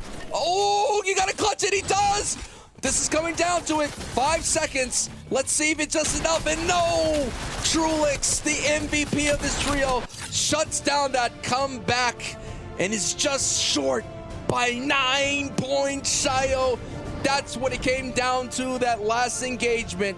And the defending FNCS champions will meet the previous FNCS champions in the championship final. It's all about seeing who's going to be the ultimate champion, but man, look at that. The adaptation by Thomas HD, Flick, and Anas. They still the strat away from Jerky and Trulix, but these guys are the ones that made it up. They had an anti-strat ready. They countered it up and got the llama back in. What a comeback in the final moments from Jerky right there. What a bunch of intense gunfights we saw play out through this entire matchup. It's one of those matchups that we saw on the bracket show that we all thought that it was going to be very close. But the biggest surprise here so far today in the All-Star Showdown, play for keeps, was the dominating performance that Trulix, Jerky, Queasy had. I know it came down close to it, but I just felt like the momentum was always in Jerky's way. As you see here, the final moments coming down to Anas, able to pick up the llama, had all that he can to hold on to it, but Trulix shuts down that story quickly, and they advance with only a 9-point win in match 2. Still, a win, it's gotta be a win, and these guys are gonna be so happy moving on to those grand finals. We'll see exactly from who the Guild Gambit trio, or from the other side from Savage, is gonna be playing for 3rd place. That being said, Sancho, that one was intense. I mean, I can't wait for what comes up next. Oh man, either can I. I'm gonna need a break from all that intensity. Let's go ahead and kick it to the desk. I don't want to talk about it. I don't want to talk about it. You shouldn't. Yeah. Just not the stay. Not our prediction. Not our prediction, Levin, eh? You know? Well, you know, I think sometimes you sort of have an understanding and you have the foresight, and sometimes you don't. It's right, Mr. Fortnite. It's all right. Don't worry. You'll have your day another day. Wow, what a crazy game that was. Man, I'm enjoying this quite a bit. All right, regardless if my prediction was wrong, which it 100% was. Actually, it's not because production changed it. This is super fun. I'm enjoying the tech we're seeing, kind of like how people are approaching the situation, how they're controlling the llama. You know, I'm still a little curious, man. I don't know why, like, sometimes we're seeing these places of whoever holds the llama, they're just sitting in, like, this super obvious spot, and they're just being left alone. I don't know if, like, maybe that's the other side being pushed off by their teammates, right? Like 2v3 and they're just holding them off. I don't know if that's the other side being like, man, it's not worth it. Like, maybe we can just kind of like take control of this half of the map. Maybe we can make a push. Something was going on, but right now I'm a little concerned. Jerky's trio, they looked good, but are they looking as good as Janice and his trio? It's weird. It's weird. We will find out shortly, right? So I can sit here and debate it all I want. I think the big thing is, like, there's so much chaos, right? There is so much chaos, and I really do want to just get and like hear the comms and see what's going on. Like, these moments off spawn were just crazy, right? Like, both of you going for it, and we saw in Janice's matchup, Janice was the only one going for it. These guys, both of them were sort of going at it, and even though Flickiness and Thomas, you know, went down in sort of a blowout fashion in that first round, the second round was really close. It came down to the wire, and unfortunately, Nas wasn't able to get the llama, you know, to the double points in the middle. That maybe would have been the difference. Regardless, like, this is what you're talking about, though, Zeke, right? Thomas hiding under the steps, nobody going for him whatsoever. Like, it was weird. There's a lot of chaos, Reese. Yeah, and I think him being able to hide under the stairs for so long, it sounds like something really simple. Sounds like a silly thing to say, but the other two teammates are applying so much pressure that they're almost like unaware where he is, you know? They're trying to figure that out. But the issue with that play in particular is that he was just hiding on their side, right? He's under the stairs. stairs on the opponent's spawn point. So, you know, no matter how many times you eliminate them, you're already sitting on their side. If you get picked up, they have it already. So that's the kind of issue that we're seeing. The most successful time holds that we are seeing is when players are managing to get it back into your own spawn point and create kind of a wall there. Both teams in this last match did a really, really good job of doing that, holding that point inside their own base, because again, remember, then they have to delay the opponents, have to walk all the way across the map. And like, you know, Jerky here, fantastic play. You know, he had some of the most eliminations that we've seen and some incredible flashy ones too. Yeah, you know, like they do have a chance. You know, Zeke, you sort of asked, against Henjanis and Chapix, they have a chance. The big key for them is what they can get out of Trulex, right? Because Juriki, Queasy, they've been, you know, putting in the work, getting the eliminations, and eliminations aren't everything, right? Eliminations aren't everything in this. Flickenus and Thomas actually had more eliminations in that final round, but they weren't able to win it. Yeah, exactly. So it's like eliminations aren't anything, but you're going to need more than 6 out of Trulex. Trulex only had 6 in that second matchup, and, you know, if they can get some more production out of Trulex, then maybe they stand a fighting chance, because Henjanis and Chapix, they will take you out. You know, you give them an inch, they'll take a mile. They are going to do what it needs to be done. And so that finals matchup becomes very interesting. The third place matchup, though, Refsgard and Andretta Mr. Savage versus Flickenus and Thomas. Based off of what we've seen, Reese, Flickenus and Thomas do look better than Refsgard and Andretta and Mr. Savage. Yeah. However, okay. Oh, you hit me with it. Refsgard and Andretta and Savage, they've had some time to watch now. They've had some time to maybe discuss sort of the what went well and even better riffs. And so hopefully they can conjure something up to compete, because they didn't look great in that first round matchup, man. Yeah, I think it's the game plan wasn't there. You know, for me, it was interesting because we saw Andretta putting in a ton of work when it came to his individual skill challenge, which was the Bullseye Bonanza. But here, it doesn't seem like they have the understanding of the strategies of the map, quite like every other team, where the positions to hold, be that like Henjanis Chapik's team taking that lower window spot and also using those impulses obviously up the top. You know, we've got Queasy's team along with Anasa's team also using their base as a main fortress. You know, the game winner with Savage's team was a little bit messy, but potentially maybe they just had the strategies down, but Henjanis and Chapik just applied that pressure so well that they couldn't actually employ what they had going on. But I guess we'll see. Absolutely. And I think what Levin touched on is like the key factor here, this chaos, right? This factor of chaos. There's this calm that you have to find within that chaos to be able to control the whole game. And we'll have to see who can find it first. But first, we got to go to this matchup. We're playing for third place. We're going back over to the casters. Boys, back over to you. Thank you so much, guys. I mean, it's very simple right now. We have the best strategy possible, which is get the llama and get it to your spawn. And we have the trio of Flick, Anas, Thomas HD, who have experienced it firsthand. I feel like they have the advantage coming into this one. Sancho and Savage, I mean, he's going to have to adapt. It's the battle of the second places. You know what I mean? They're going to go at it right here. Let's see who's able to stand tall. We have Refsgard and Andretta, Savage, Flick, and Austin, Thomas, HD. I don't know, so you talk about strategies here or whatnot. I have to go with the keep away the deception of Refsgard's trio with all their cheeky back blings. Maybe enough, but it all goes down. Again, this is best 2 out of 3. Let's see who takes the first blow here. It's all about that startup too. We see Anas on main, lots of people on the top sides. Flick might be making a move soon, but there goes Anas. No impulse to get him back. A big pump, 87, and loops with Andretta. Doesn't even knock off his shield. And he gets out unscathed almost. Yeah, he's inside his base. He'll work on the regen. Here it is, Clint Andretta's base hold. Nice retake by Flick, and Flick almost gets away, but Savage, who was a high E-limb leader for his trio in that first matchup, proves tall and gets so many E-limbs there, and now Thomas AC is left by himself. Savage with the advantage.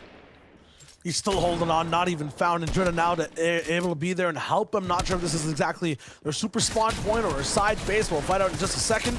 Looks like Andretta might even have the llama on his back. And Thomas AC jumps for him, Andretta. Left and right. Enemy team out like a light. That is just absolutely insane. And they give him that llama as a reward. Disgusting.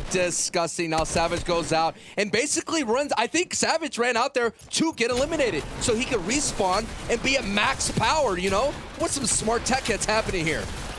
Tech doesn't matter if your back door's open right there. Thomas rolls all the way in, gets 2 E-limbs. Now it's a 1v2 happening at the end of the day, but Refsgard, he's actually delaying it so much. Nas gets caught out. Refsgard also goes down as a result. Well, they bought enough time. Savage holds onto the llama, and now he has to hold on and off against 3 different players. Anas and Thomas AC right there in Savage Down goes Savage. Revsguard goes down. Andretta impulsing his way in, right into the action. Want to get a piece of it. Yes, gets 2 pieces there and walks away. Let's see. Flick and Austin Thomas HD do have control of the llama here. So now, I think right now, Shayo, it's all about spawn management. Fighting a stronghold as a trio and not as a single duo. Don't feed the other team fighting as one person at a time, you know? Yeah, and Anas has to wait for someone to come in too, so he doesn't get taken out and have that situation you're talking about, that 1v2 happen. Someone needs to have full shield with this llama, or it might not be possible for them to hold on. Thomas HD's back to help out. Anas gets 1 Elam, but there's a big trade from Andretta on the backside. He gets a 2-piece. He goes for 3. Andretta breaks in and breaks free. That's insane, and he gets out once again and somehow gets away with this huge heist. 4. Can we get 5? An absolute ace moment from Andretta. There it is. He's unstoppable and just from a different world. It was about a 5-star performance right then and there. Everybody was at high alert chasing the madness that is, but now it is going to be a lead of about 26 or so, 36 or 33. It keeps moving up here with about 2 minutes and 15 seconds. Yeah, lots of chaos too, so obviously, absolutely, there isn't much of a sizable lead. It's going back and forth. And Andretta now, he's gonna make his breaking moment. 24 HP, just a whisper will take him out. But yeah, he did that big damage. Anas now going into the hen position, and we're gonna go ahead and throw that down here. The hen position here. With a nice little service window. Anyone that comes on by that's going to be looking for some snacks will get served a cold dish. And right now, Flick is going in, and this is what we saw what ended up happening. The rest of the field here, the other 5 players just ended up fragging each other while the person holding the llama is being sneaky. It's like an aim duel between, and Anas beats out Savage and regains some shield. This time, though, if they actually end up getting wiped, there's no one to actually save them by respawning. Flick, Anas, Thomas HD, they're holding down the final line with 1 minute and 20 seconds left. Big beams from the right side. Flick takes him down. 3v1. Someone's in the window, though. You left that gauze open. Boom, Flick.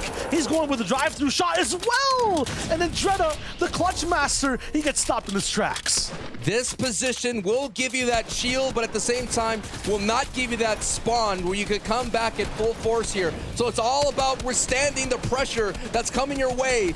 So far, Anas, Thomas, and Flick were able just to hold on, but Revsguard almost got away. Not this time, but now Andretta, the Elim star for this matchup, is going to keep going here, but he needs the llama right now. 42 seconds left, and they need this Shayo because time is running out. Time's absolutely running out. Revsguard's stolen it. He's running away too. I'm not sure exactly who's going to be inside the lead here completely. Yeah, Revsguard is actually down the score. So they're about 50 points all the way away. They need to hit and stay inside the double zone. It's just Revsguard. He's ticking down. It's like he's taking zone damage inside this play for keep stage. And there comes Flick riding in a sidewinder shot mid-air. Andretta can't handle the pressure. Savage takes him out, but Anas is there to make sure that they secure the lead. This is it, coming down to the final seconds here. What a great performance that's being displayed. Wow, this is just unbelievable here, the score, and it is done. Match 1 in the books. Let's take a look at the replay, and this is probably the highlight of the day, Shayo. Might not be on the winning team, but definitely has the play of the match. Andretta gets away with an impossible 1v3 heights, flicks backwards, straight to the head. Respawn immunity for this player he's fighting, but look at the bob and weave, the dodge shot mid-air, and the 50 slap in Thomas's face. I mean, he kept them in the game, Sancho, but it still wasn't enough. It was so close. Actually, Revsguard and Andretta Savage, think about the winners on this one. Man, they must have came down to that hold, sitting in that double points. Revsguard and Andretta Savage there, getting their first blow against it. Flick and Austin Thomas HD looked like they were going to be able to hold on the entire time, but wow, what some great action that's happening right here. And I'm enjoying the highlights that are coming out of the All-Star Showdown. We always talked about the memorable moments of the Fortnite lore, and definitely that has to be that one for me. Oh, absolutely. That will go down. If it was an end game, it would have been absolutely historic. And I mean, Andretta just had so much impact. He won that fight off spawn as well. He got his team, the llama, to start things off completely too. And honestly, just kept Thomas HD, Flick, and Anas gate kept completely away from any playmaking potential at all. So there's about 3 to 4 strategies that are developing. There's the base stronghold, there's the hidden position right next to the shield, and of course there is the ultimate double play. They're going for center, but right now these pros are putting on a world-class performance when it comes to figuring out things on the fly. And you could practice this as much as you want, but going up against world-class opponents, that's where it changes things. And Andretta still with the best performance right there, with some great highlights that are happening right in front of us here today. He has to be the best play for keeps player we have seen so far. I'm tossing it down. I know Henja and his Chapix, that a very sizable lead. They were absolutely insane with Elims, but Andretta looks like an extra team, right? It's like you have a team of 3 players, and Andretta is worth 3 more players as well, because he's doing what, 1v3s over and over and over again. Yes, this is definitely a game of runs. You know, we always talk about in different sports, you know, one team will get a huge lead and all of a sudden the other one will just go on a crazy run. So it's about managing those runs, keeping the confidence, making sure that you understand that, hey, you're gonna get the llama back. And I think it definitely comes down to that spawn management. It's something that we haven't not seen in the Fortnite world, because it always comes down to just literally one life. But here you have multiple lives, and you have to manage when you attack as a trio. Yeah, and Refsguard all the way towards the very end, taking out Flick and making sure he's in all that double points as well. I mean, these guys all knew exactly what to do at every single time. If they had a strategy coming in, so you're talking about, you know, the 6 strats, the hen strat, spawn strat, window strat, the way we're splitting up impulses to get things in the middle. If it goes awry, Refsguard's still there. He knows how to just, you know, pick things up and pick up the slack for his team. That is a big quality to have as well. Now we have another match. This is going to be determined who's going to finish in 3rd place or 4th. This is $3,000. So much on the line, and this is match 2. Can Anas, Thomas, HC, and Flick be able to tie it up to send it into that 3rd match? Time will tell, Shio. It will indeed.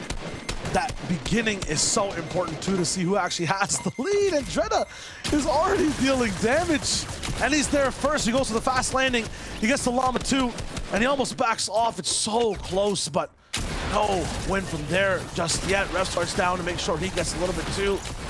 It's almost all the way wrapped up. I mean, this one's a lot more chaotic than before. Can Thomas AC's trio, who normally have a slow start when it comes to competitive play, last time we saw them here in the Play for Keeps was just in that previous round, and they were able to put on a better performance in the second one, and they just fell short by 9 points here. Anas gets savage, but cannot get Refsguard, and then Andretta, that long-standing duo, looking strong here. And I'm liking the flanks that are happening here. It's that second behind the door. You talked about it. Yeah, this is a much longer range type fight entirely. This is a lot of patience from the side of Savage as well. Dropping down, isolating one fight on the right, getting another pump out as well. It's like we're watching a man clutch up an entire FNCS on low ground. He's in his element. And Andretta, I mean, this man lives and breathes Play for Keeps, but right now he's struggling to find footing starting off this game. I like this narrative that you're talking about, Andretta. I hope he updates his Twitter bio to reflect that. We shall see. Lots of money on the line as well. Flick taken out. Big brawl up in the low ground here inside the stadium. Savage and Andretta on the backside. Savage again going down, and Andretta about to get clapped too. I mean, he's just too clean. Too clean with it right now, but you got to get a little bit dirty here and Play for Keeps, because it's all about getting involved in the action, and us electing not to get involved in the action, being here with this passive route, and it's working out, definitely racking in a lot of points here. It's all about holding on to Llama. If you're just tuning in, it's not about eliminations. Just hold on to Llama and get the points needed to win the match. Andretta's about to find Anas in a matter of a few seconds. Anas will try to run away. There he is, identified but distracted as well as he gets clapped down. I think one of the coolest strategies, Sancho, could be taking that llama, slowly creeping your way while hiding, and finding your way into the enemy spawn. Everyone would just run by you 24/7, right? Yeah. And they would not be able to see you. It could be genius. More of like hide in plain sight. And now Andretta coming in, Mr. Highlight for Play for Keeps here is working it, trying to get those 50-50 beams. There's so many 50-50s that are happening all over the place. One enemy goes down and another keeps rolling through. Refsguard now holding on. Looks like Savage's trio has the momentum here right now. Has that momentum and gets stopped in its tracks on Railway, and absolutely just going full speed here. And us, he's going for one elim, but yeah, this is more so, much more a mutual trade type of match where it's just one for ones over and over again. I'm not sure exactly who's going to be coming on top of this one. It might go down once again, Sancho, to those double points. I think you're telling me, Shayo, there has to be like a spot somewhere that no one's thought of, like behind this base, right? There has to be like a corner, a crevice, somewhere you could jump up to. Maybe you could jump on top of somebody. I'm thinking, I'm out of the box here, bro. I'm all over the place trying to figure this one out. There's got to be maybe one little nook or cranny left or right somewhere for these guys to get into and hide, but right now, regardless, they're just going for an absolute brawl. Finally going for that spawn strat, emoting out as well as these guys wait to come in. 13 elims from Quick Sancho. He's activated. Activated and ready to roll here. Here comes Andretta with the ultimate sledgehammer. It is both Savage and Andretta that get Thomas HD out. And, you know, I would like to see more impulses. I know they only have 2, but we all know how disorienting being hit with the impulse. And Andretta flicks right around and eliminates Flick with ease here. This is going to be some great opportunity here. Now Anas with the hold of the llama trying to catch up here, sitting in the center, but that gets shut down quickly by Refsguard's trio. They have a whole line held right now. It's like a filter, and it's set to just taking out players that are looking to come through. And oh my God, another gets taken out again. Refsguard's about to highlight Andretta on the right side. Ooh, right in the back. Another coming in. Does he get to grab onto the llama? That was a question. No, not yet. Then he get any points for that big heroic save. Thomas HDO tried to move out. You're asking for impulses, Sancho. You want to see more. They're using them to get right back into the fight. And there it is, a little bit more. Anas taking out Andretta. We're walking backwards. Thomas HD left. It dodges up for dry. Distracted to the backside. Refsguard's here now in the 1v2 with Flick. He gets him taken out for the backside. Boom! That's over, and these guys are about to 1v3. Anas and Thomas HD. There's the big pump. There's the secure. No, it gets stopped in its tracks. I mean, this is chaos right now inside Play for Keeps. You're seeing the trios now finally figuring out some little strategies here, and especially utilizing the center. I believe Savage's trio held on to the center as long as possible there for a long period of time, but it's Thomas HD and Anas and Flick there who are doing a lot of majority of the work. And wow, that is Looks like Savage. He has to be the one holding on to it the entire time. I'm thinking about who had that llama more, who stayed in the middle a little bit more. It looks like it has to maybe possibly be Savage's team, but at the same time, I see Anas taking that L, so it might be him that comes through with that win. We'll get that score to you guys shortly. This arena, though, Sancho, it's evolving every single game. The action is evolving, and let's take a look at some of the replays that happened in that matchup. But a crucial matchup here in the 3rd place playoff. Savage, who's been getting so many eliminations. There it is, the use. Oh my! Impulse to the 80 tag. That is really nice. Yeah, definitely going for all the highlight plays, and Refsguard as well. He was so good, I would say, has to be the man of the match at saving his teammates, making sure that llama stays for their team in the game. While his teammates are fighting, he's the one dealing 200, 300, 400 damage from far away inside the fights. Really good playing that support role, and I mean, just what a game for both those teams. The action is still here. We still have a championship final to determine who's going to be first and second place, of course. It's Play for Keeps. It's the All-Star Showdown. And already we're seeing some great highlight plays, but I want to see that highlight play when it comes to it matters the most, because again, $12,000 for first place. Second place gets $9,000, but let's just go back to some of the work that Savage has been working. Savage really good at playing off all the damage Refsguard's putting down, and Andretta really good at clutching overall. You wanted to see the play. This is beautiful. So we're looking at Tech still evolving. We're not even at the finals just yet. These guys are so good rolling in, and I mean, it's getting so close. I like the fact that Refsguard is also taking people out and picking up their impulses, Sancho, right? Everyone just spawns with 1. He makes it look like he's literally spawning with 3 every time. The amount of elims he's getting and then getting out with. It's just such a safe type of gameplay to play. Wow. I'm gonna need another breather. I need some water after all that chaotic casting, Shio. So hey, let's bring in the boys, Zeke, Levin, and Reese, to tell us who won. Guys, listen, you need water. I think we all need to cool down. That was absolutely insane. Like, I love that Shio kind of said this line, that these matches are constantly evolving. That's 100% true. You could tell, like, once they got those initial games out of the way, they're like, okay, we just need to kind of take what we're doing and just do this better, as Levin would say. Thomas HD, though, him and his trio will walk away your winners. That's right. They are in 3rd place. That means Revsguard, Andretta, Mr. Savage, they do place in that final spot of 4th. Congratulations to them. So listen, you know, it wasn't quite what I predicted, but they did, you know, I don't know. Look, Zeke, I got you're nothing. right. You know, Zeke, you're right. Hold you know, me. sit this one out. It's the finals. The big Thanks, boys man. are here now. Reese and I, you know, we're here to just sort of discuss and deliberate over what we think's going to happen. And we already let you know from the beginning, we think Henjanis and Chapix are going to come home with it. And based off of their performance in match 1, look, it's been a while since then. We've watched a lot of these rounds since match 1. But let me just, you know, jerk your memory a bit, because I recall Hen, Janice, Chapix popping off, getting the limbs, left, right, and center, right hand peek, bam, left hand peek, bam, whatever the peek, bam. Do you know what I mean? And I think that's going to happen again in the final. So, you know, Queasy, Trulex, Jerky, great guys, great lads. You know, amazing FNCS performance. You know, you're champions, like crazy. But you're not going to beat these guys. I'm just saying, you're not going to beat these guys. That's what I'm feeling right now. Look, I agree with you, and we've mentioned many times why I agree with you on that point for Henjanis and Chapix just being so good as a trio. And you know what? They absolutely wiped the floor with Revsguard, Andretta, and Savage in that first match. You know, Queasy's team did have such a good kind of match in first match too, but at the same time, like, was it the same level of dominant performance? We definitely saw kind of countering strategies where we did see kind of Hen's team not necessarily set up in their own base as much, but we saw again down on that window on the lower floor. And is that going to kind of counter Queasy's strategy to sit in their own base as much as possible? I don't know, we'll have to see.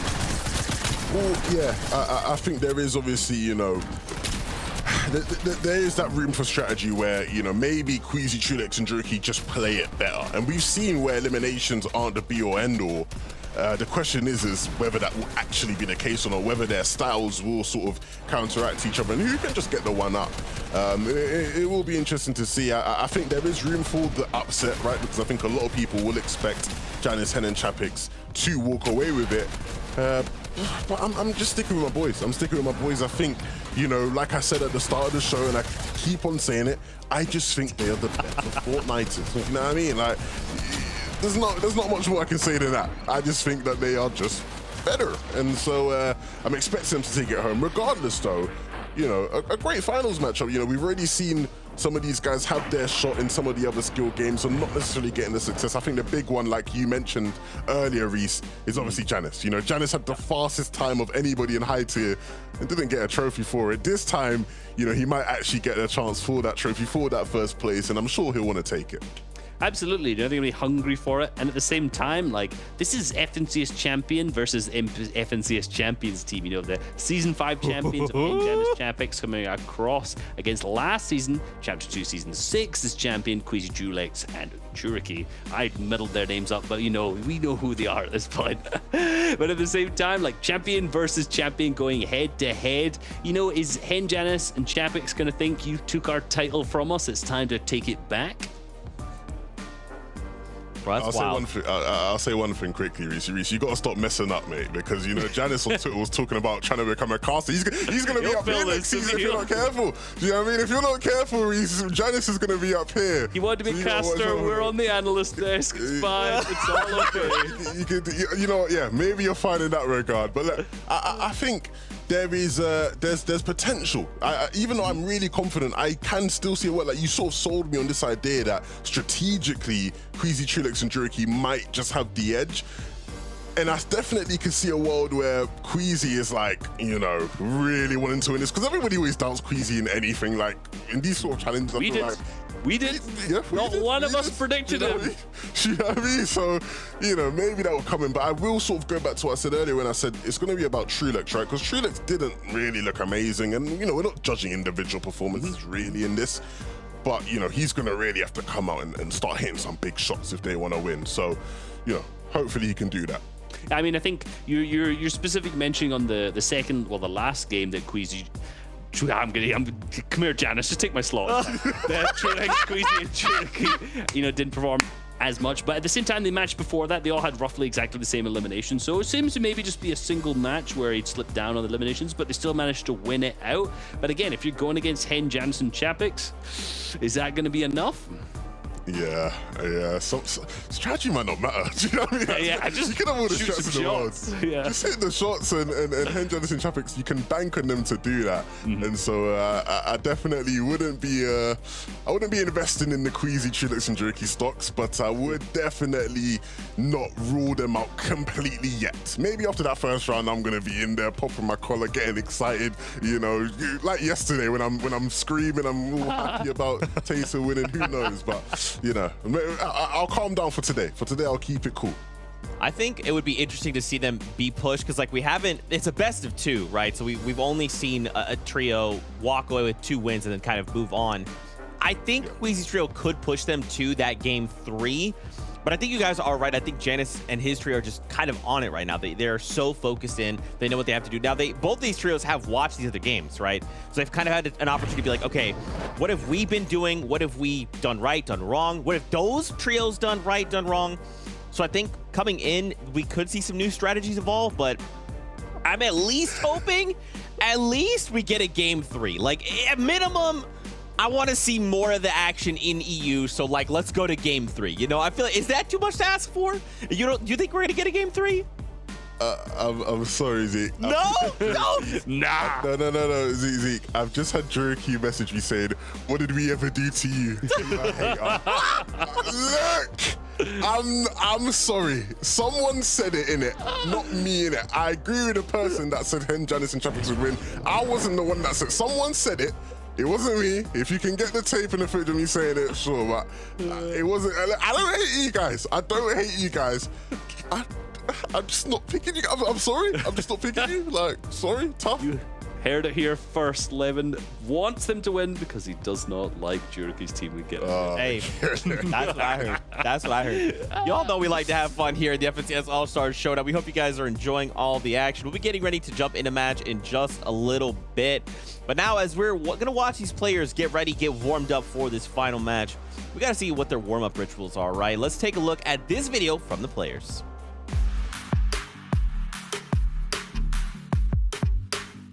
A game day for me, something to eat, and then I usually go for a walk. I take a shower, and then I just start slowly warming up. 1v1 realistic or zone wars. I play a lot with other pros. Hop into arena like 30 minutes before the tournament. If I feel like my aim is off, I'll do more aim training. Before big games, I'm not really putting my expectations high.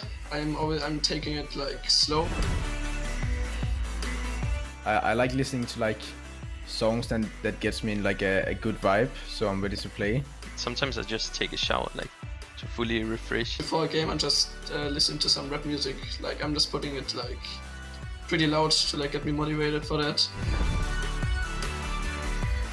If I have a bad game in the tournament, then I always try to just forget it, think ahead, you know, and not think about the past while you're playing.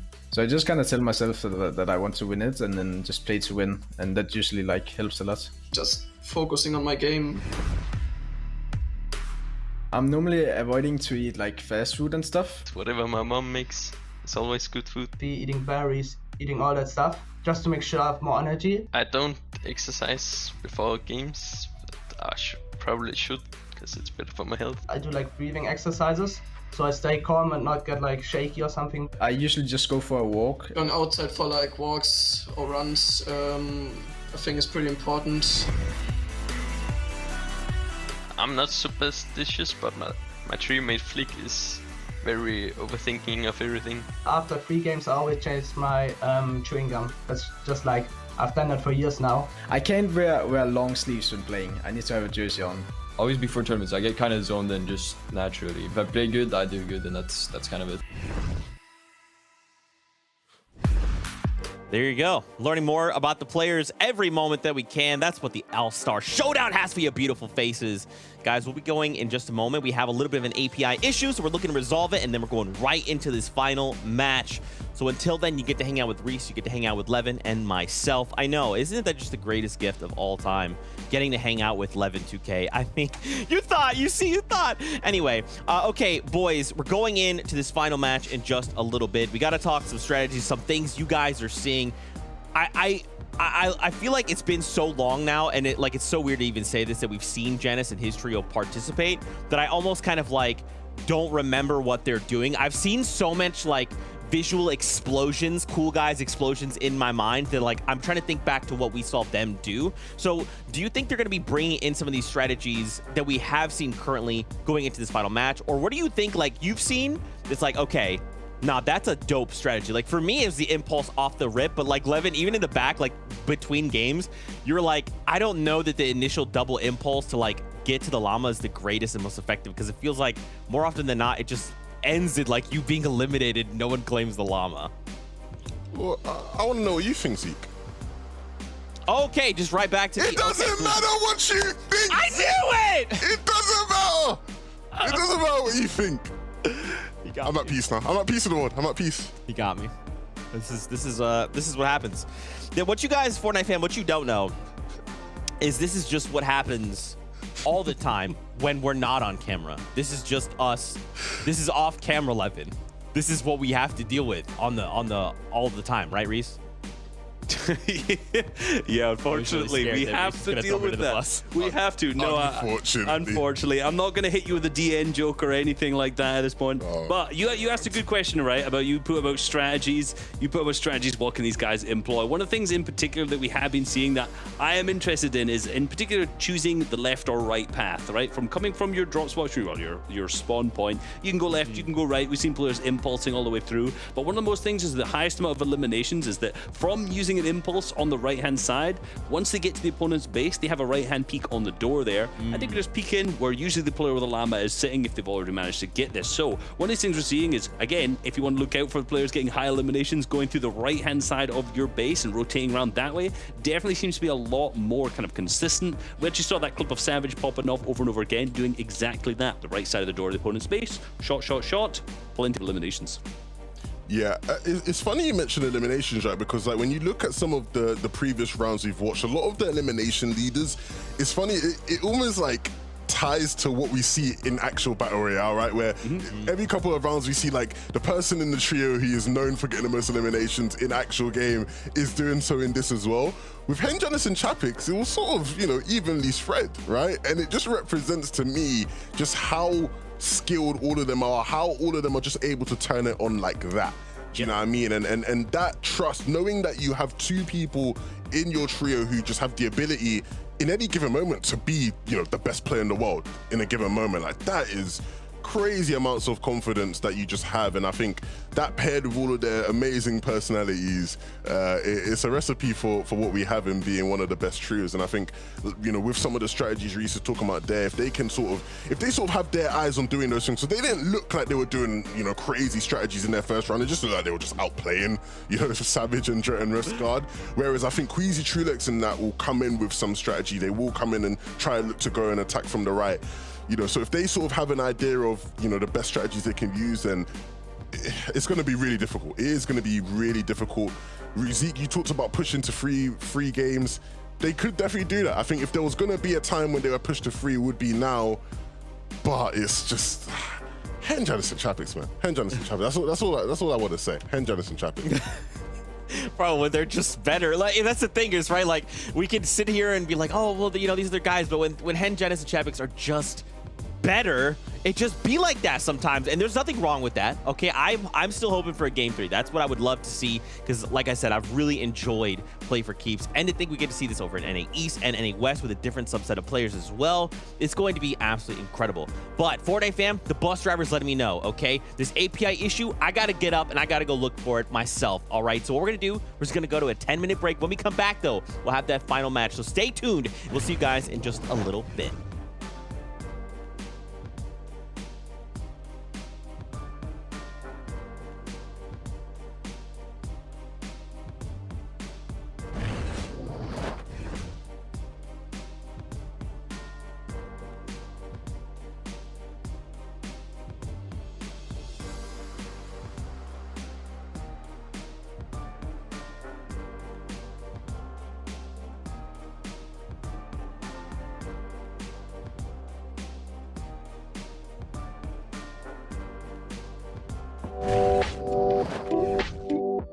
Everyone, my name's Levin2K. I'm here for another player profile, and I'm joined by the amazing Tayson. You're obviously a 2-time FNCS champ. You know, how do you sort of deal with that pressure? What's that pressure been like? At the start, I didn't really think of that too much, but now, like people that are not in top level just can look at how people that are placing first and like good in tournaments play. The skill gap is getting like so much like smaller. What are the things in Fortnite that you still feel like you need to achieve to prove it to yourself, not even to anybody else, but just for yourself? So mainly every season the goal is just like first FNCS. My goal is as well winning Solo Cash Cup, which I didn't do yet. So it's funny now that I think about it, because you obviously haven't won a Cash Cup yet, and you are the FNCS champ for solos. Do you ever think about the fact that there's a lot of, you know, players and talent out there who obviously sort of like look up to you, right? Does that ever sort of play into your head, the fact that you are like sort of a role model now? yeah, it's crazy to think about it. Like it's hard to have an ego now, like because everyone is on the same level. There's no like really good players. Everyone good is like on the same level. All about the confidence now. Tayson, honestly, it's been a pleasure, you know, having you here, being able to get some insight from you. What advice do you have to players who are trying to be good at solos like yourself? Look what people like a really good level are doing. I think the practice is like really the main thing you need to do every day. Well, I'm gonna put in the practice then, and maybe I'll get on your level someday. I'll talk to you guys later. It's been Levin2K and Tayson. Thank you. See you guys all soon.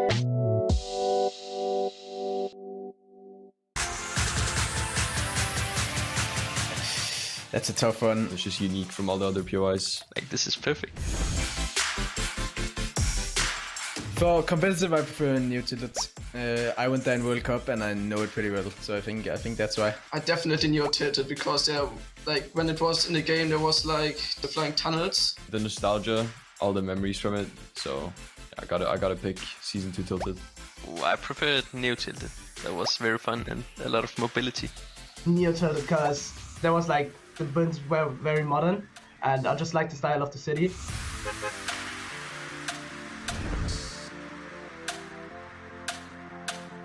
I would still go with Paradise here. I think it has more and better loot.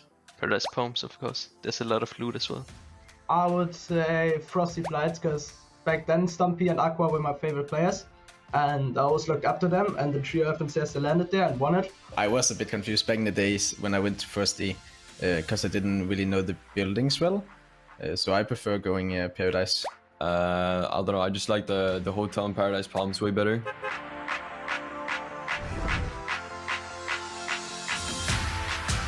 Pretty hard question. I would say Lucky Landing, to be honest. I'd always go to shifty shafts and like try to eliminate everyone there. So I'm gonna go with shifty shafts. That's a tough one. Probably Lucky Landing.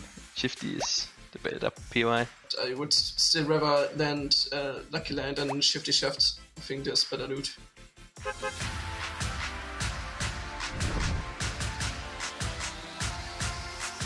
It was just kind of refreshing when it got added to the game instead of retail, so I'll go with Mega Mall. I like Mega Mall as well. I would say Mega Mall for sure. Mega Mall is like really overpowered. Like it's way better than retail right now. I prefer retail, to be honest, because last season as well I landed there in the solo tournaments, and then one of them placed top 5 when I landed there.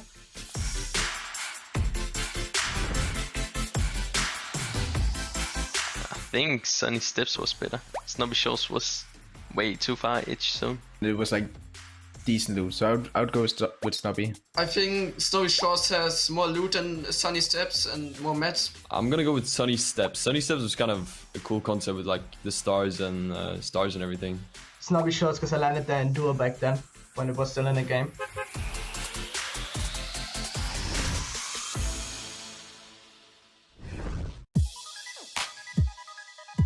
My name is Matthew. I go by immature gamer, but you know, I'm actually the opposite of that. I go by my alias Enigma. I am a Fortnite creative map designer or builder. My name is Haley, also known as Dumb Blonde, and I am the designer of the maps. So I built the entire hub that is being used for FNCS and designed the actual look and not necessarily the layout for each one, but designed probably 90% of the maps that are going up for FNCS. What I do is I create creative maps within Fortnite, basically their sandbox game mode. I've been doing this since the start. It was actually season 7, which was like over 2 years ago already. I'm now making maps for Epic Games. It's crazy. We've created, I think, 5 or so maps plus a hub for the competitive team to use in their All-Star Showdown. We have an aim map, a build map, an edit map, a 3v3 protect the VIP map, a trick shot map, as well as a central hub designed to kind of show off that aesthetic. I think the main goal for us was to make something that the competitive community would love, something that really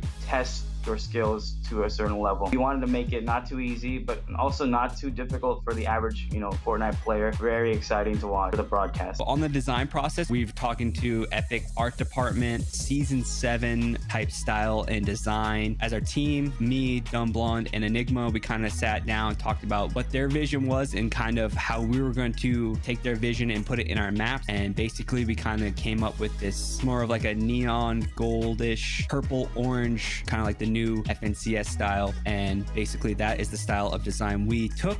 I loved being a part of this process. It was a challenge, but it was also very fun. It took a lot of planning, a lot of editing based off of the feedback we were given. I think we found a very happy medium that the players will be happy with at the end of the day. And we're pretty proud of the projects as well. So I couldn't be happier.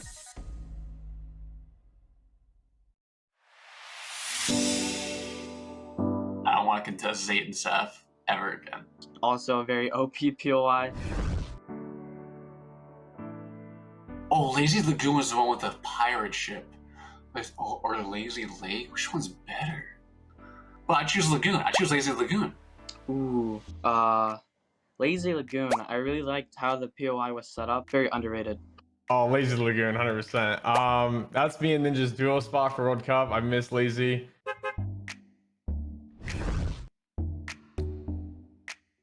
Between Loot Lake and Sweaty, I'd probably drop Sweaty just because it has a bunch of more loot. If I went Loot Lake, that only means I'm gonna get landed on by Zayt and Seth, and I don't want to do that. I'd rather stay with Sweaty. I don't want to contest Zayt and Seth ever again. Oh, Sweaty stands all the way.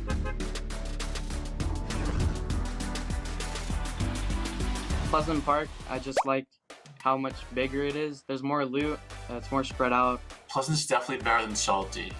And I think Clicks lands at Pleasant, so I'd rather land at Pleasant, yeah. I'm definitely going Pleasant Park. Salty Springs is known for just bad loot or no loot at all.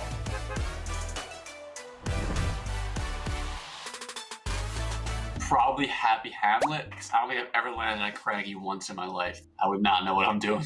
I would say Craggy Cliffs. I never really landed Happy Hamlet. This one's a close one. Happy Hamlet, Craggy. I'll probably go Happy Hamlet just because I kind of missed the POI. Ooh, Wailing Woods definitely. I like the fact that there was the little centerpiece and under there was the bunker with the rift. I would go Wailing Woods just because it has, I guess, more cover. Wailing Woods was a lot better. It used to have all the rifts around it. That's where the whole Liquid team used to land. Wailing Woods, final answer.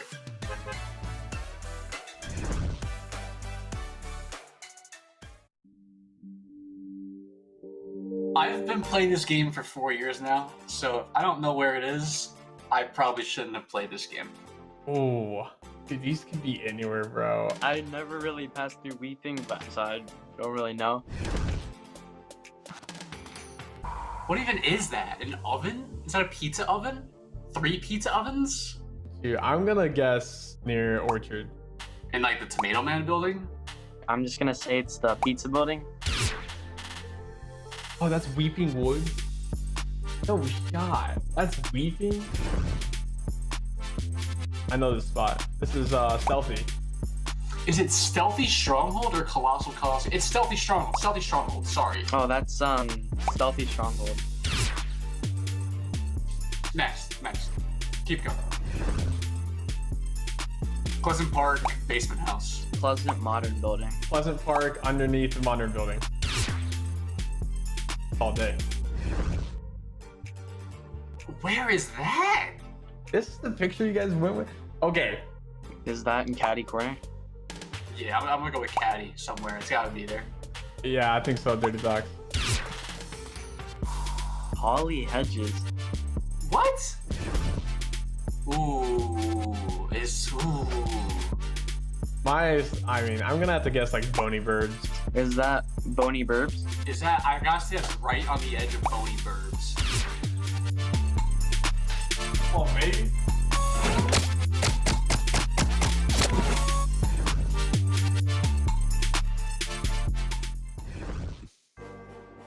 What's going on, everybody? Welcome back to the FNCS All-Star Showdown. It's your boy, Zeke. We're getting ready to jump into the final game here of Play for Keeps. We've got Reese, we've got 11-2K on the desk with us, and we'll get into that battle bus in just a moment. But first, we got to set the stage. In case you're just tuning in for the first time, you're like, Zeke, what the heck's going on? What is this FNCS All-Star Showdown? First of all, it's sick.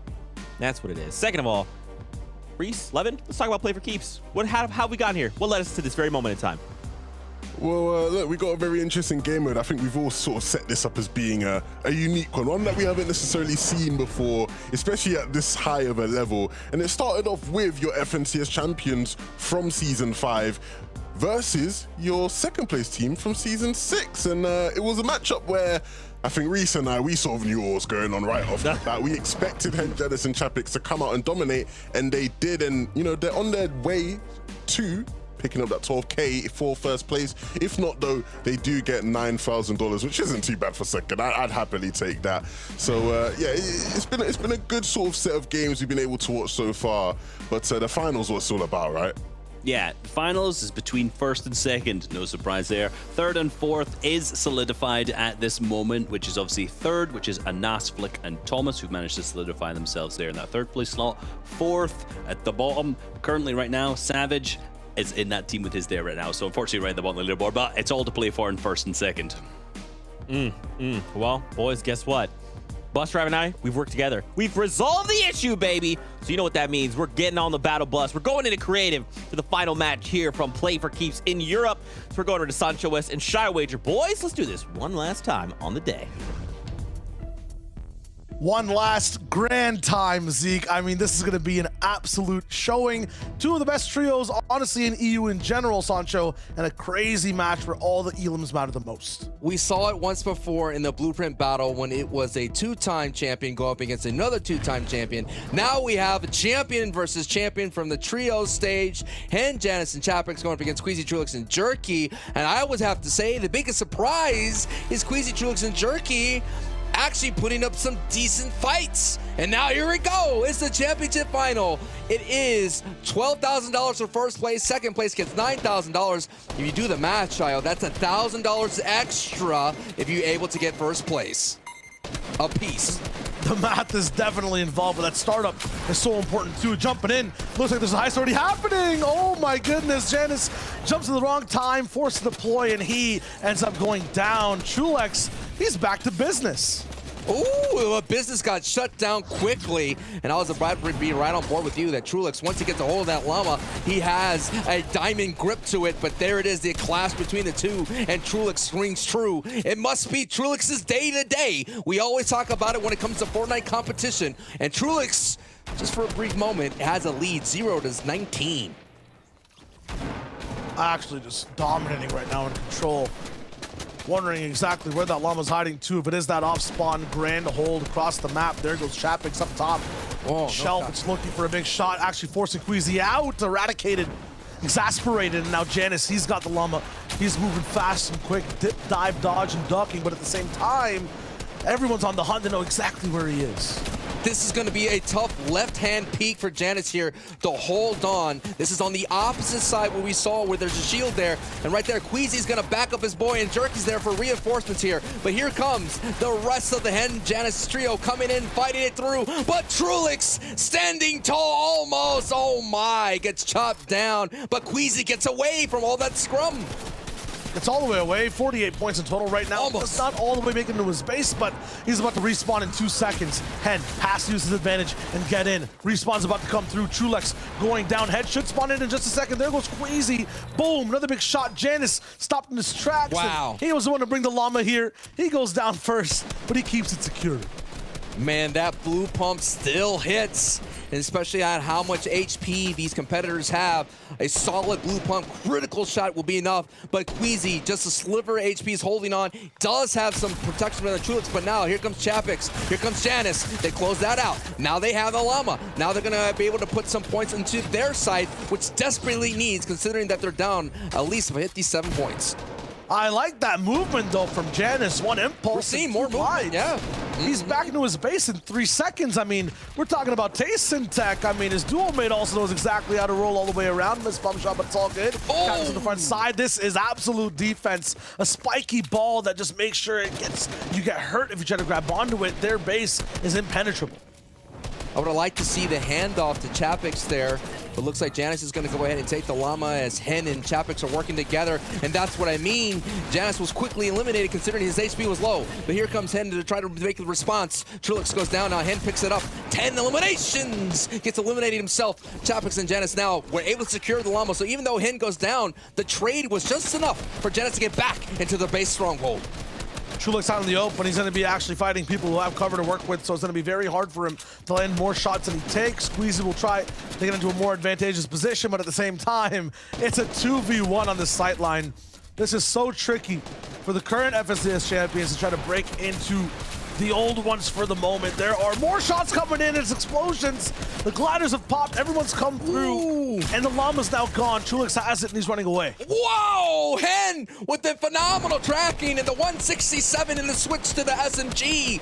Hen, who is known to be a fragger in the EU region, is fragging out of his mind and could just help his team. Look at the score right now. They're catching up. They're just behind by 10. Chapix enters the 2-point barrier. He's racking up some valuable points. Just falls 2 points short.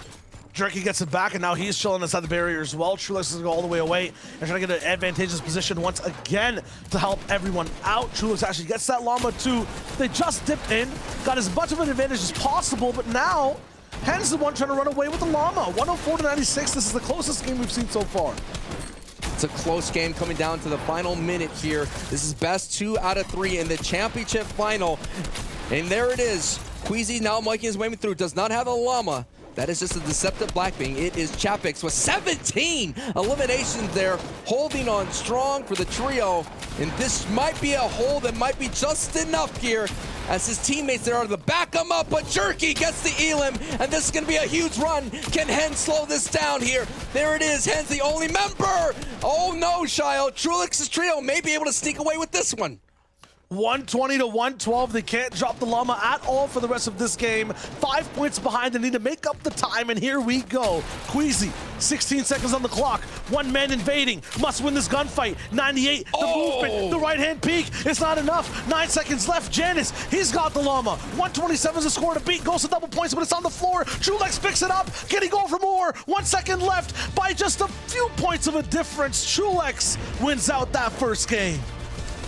Wow, what a great first matchup we have here in the championship. These replays are going to be filled with the chaotic beauty that is Fortnite when it comes down to gunplay.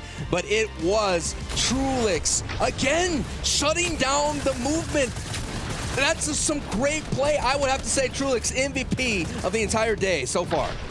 Yeah, honestly, that was also a offense versus defense matchup. You just saw the way Hen, every time back against the wall, he had the shot, he knew how to take it. He was very good at invading and getting out. That being said, though, Trulix, Queasy, Jerky, the defensive options these guys have when they're rolling in, it's just too strong. No one can actually ever penetrate and break through. On the right side, they will be the winners with 133 points rolling in. What a close game. They also utilized that center zone Sancho, the double points, so well in that one. And we're seeing more movement that's happening right now.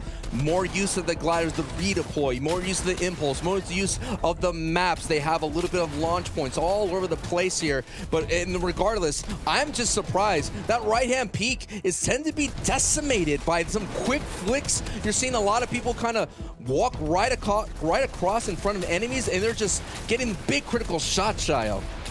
No, absolutely. It's just really hammering down every single time. And it's just Queasy, Jerky, and Trulex. These guys are coming out with a little bit more of a profit every single one. They hold on to that llama just a few more seconds here and there. And if they're ever behind, they dip down into that 2-point zone and they just get so much more over and over again. So that was fun to see from both teams. Honestly, I don't think either needs to really make adjustments. We just want another run back, Sancho. I mean, they played pretty good that match. That's what I love about best 2 out of 3, the run it back. Run it back, let's see if we would be able to figure out who is actually the best at the play for keeps. And if you're just tuning in, this is the best 2 out of 3. We're going into the second match, and this is a champion versus champion. We have yet to see this. I mean, normally, you would have a drop spot, and then maybe they run into each other. I mean, from what I remember, Jerki's trio won only when they fought, like only one time. It was like really rare that these actually fought in the FNCS Fortnite Island, and we get to see them go at it here toe-to-toe. Yeah, no holds barred, no builds to bar these guys back either. They're just really good at that raw game of taking shots and landing hits of Fortnite, and I feel like they're just a little bit better than Janus right now, but at the same time, big chances to come back. We'll see if it's possible inside this game number 2. All right, here, this is $3,000, and as well, to be able to have the crown. Will we see a champion response from Hen, Janus, and Chapix, or will the new blood of Queasy, Trulix, and Jerky be able to come in and say, we got the crown and we're not giving it up? 3-point spread from Queasy, Trulix, and Jerky to actually take control of the map, but it's a big spike ball rolling in. 3 players at the same time to try to actually grab that llama fast, and looks like Janus got away with it. Way back in the spawn. Trulex, Chapik set up a trap, and it's sprung. He goes down. The points are starting to accrue for Janus here, and they have a very strong defensive line. We're seeing right now, Janus had 10 eliminations in the previous round. Now be the llama man, and Chapix right there on this left side had 17 eliminations in the previous match here. So if they could just match their eliminations with just by holding on to the llama, I think we're going to finally get to see a third match in this play for keeps, Sayo.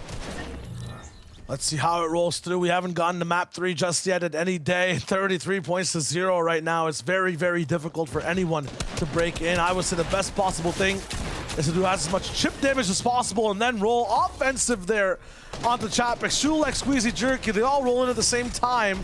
One player up top, it doesn't even matter who you are up there, you get eliminated. Chapix, he's going down to the right side too, but wow, Trulix is actually electing with Jerky to stay in the middle. Jumping left and right, Janus lands a big shot. That's clutch, and Chapix comes in to clean up too. They're back in control.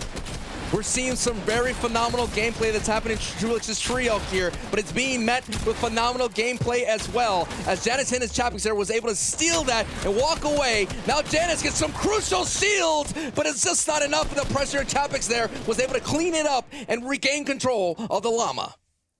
Trulex is hiding and waiting. He knows exactly where the player is and needs to fight, but he knows too. 2v1. He just gets absolutely chopped in half. Queasy's up top. He's looking to see if he can do anything, but he's found out. Popped up into the air. Hen, he gets eliminated like a bird that's just flying straight up in the sky. No attention at all for the 2 down below, though. Jumping through the window. This will be Queasy's time to shine. He's too far on the outside, though. He's also overexposed. He goes down.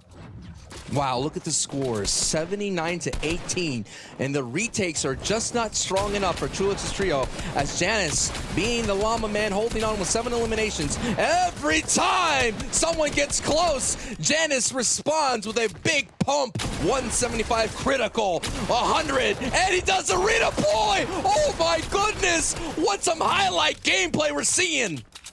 Janus is single-handedly taking this all the way to map 3. He wins the opener, he wins the retake as well, and he's done at least 2 1v2s already. Is it too much to handle at the end of the day? Doesn't matter. Chapix is there to make sure everything's looking fine as well. Hen, he body blocks him with the shots. Trulex is gonna have a chance to make something happen here, but Chapix is way too slippery. He gets out before anything can happen. Yeah, I think they kind of did not understand that the llama's already out of that point, and they're scrambling to find it, and look at the score, 100+18. There's just no way. What an unbelievable performance from Hen, Janus, and Chapix to make one of the biggest statements in the day. Yeah, Queasy, Trulix, and Jerky are one of the masters at playing that off-spawn fight and keeping things inside their base. Then how about we just don't play with spawns at all, boys? Come to a very different side of the map. Come to our domain is what Hen, Janice, and Chapix are saying. And man, they are rolling this game right now. This is just a dominant performance. 141 left on the clock. 100 points down on the side of Queasy, Trulix, and Jerky. And now Janice is in the double point zone. This is too much. This is absolutely too much. You're seeing the Giant now awaken, and the Giant is trouncing the village of Queasy, Trulix, and Jerky. All they have to do is now just trying to figure out what they can do in match 3 to change it up. Because right now, him, Chapix, and Janice have figured out a strategy that can be really tough to beat. Yeah, as long as they end up starting with the llama, looks like even map 3 will go their way. 3 people on side of the walls, but this is where, once again, that retake comes in. It doesn't really matter by this point, unless they stay in that double point range for the entire minute. This competition should be wraps. It's so difficult to actually end up staying alive here and not taking damage. Every time that llama's on the ground, that's points that Janice can get. Every time he gets it back, that's hope that Trulix is losing. They have to be the ones to pull forward in this map. This is kind of one of those games, Shio, when you're like, hey man, look, we just put up 3, we just blow you out of the building, right? This is a blowout game. You think you're gonna have a chance at because we just beat you by 100 plus. You think you have a chance here in match 3? I don't think so, but we always talked about the champion's response, and that is going to be a true test of that statement. Can Queasy, Trulix, and Jerky have that championship response like Hindenes and Chapix? I'm not sure, bro. I'm not sure. Hey, 10 seconds left on the clock. Can they do what it takes in this next map to take it over? For this one, it was absolute domination. Almost a 200-point lead on their competition. If you gave them time, they would have hit it. But Hen, Janice, Chapix looking like new beasts. This replay package, I don't want to see it. We should have called the match a long time ago. This is just a complete domination, as you said, Shio, of Janice, Hen, and Chapix, who maybe want a little bit of revenge, considering that they had a high Chris situation during their FNCS run last season. Yeah, they got to win something here right now. The biggest thing, too, with their playstyle in that last game, yes, Janice was so good, but it seemed like every time Jerky had a chance, found a crack in the window, there was something possible for him to come and clap back.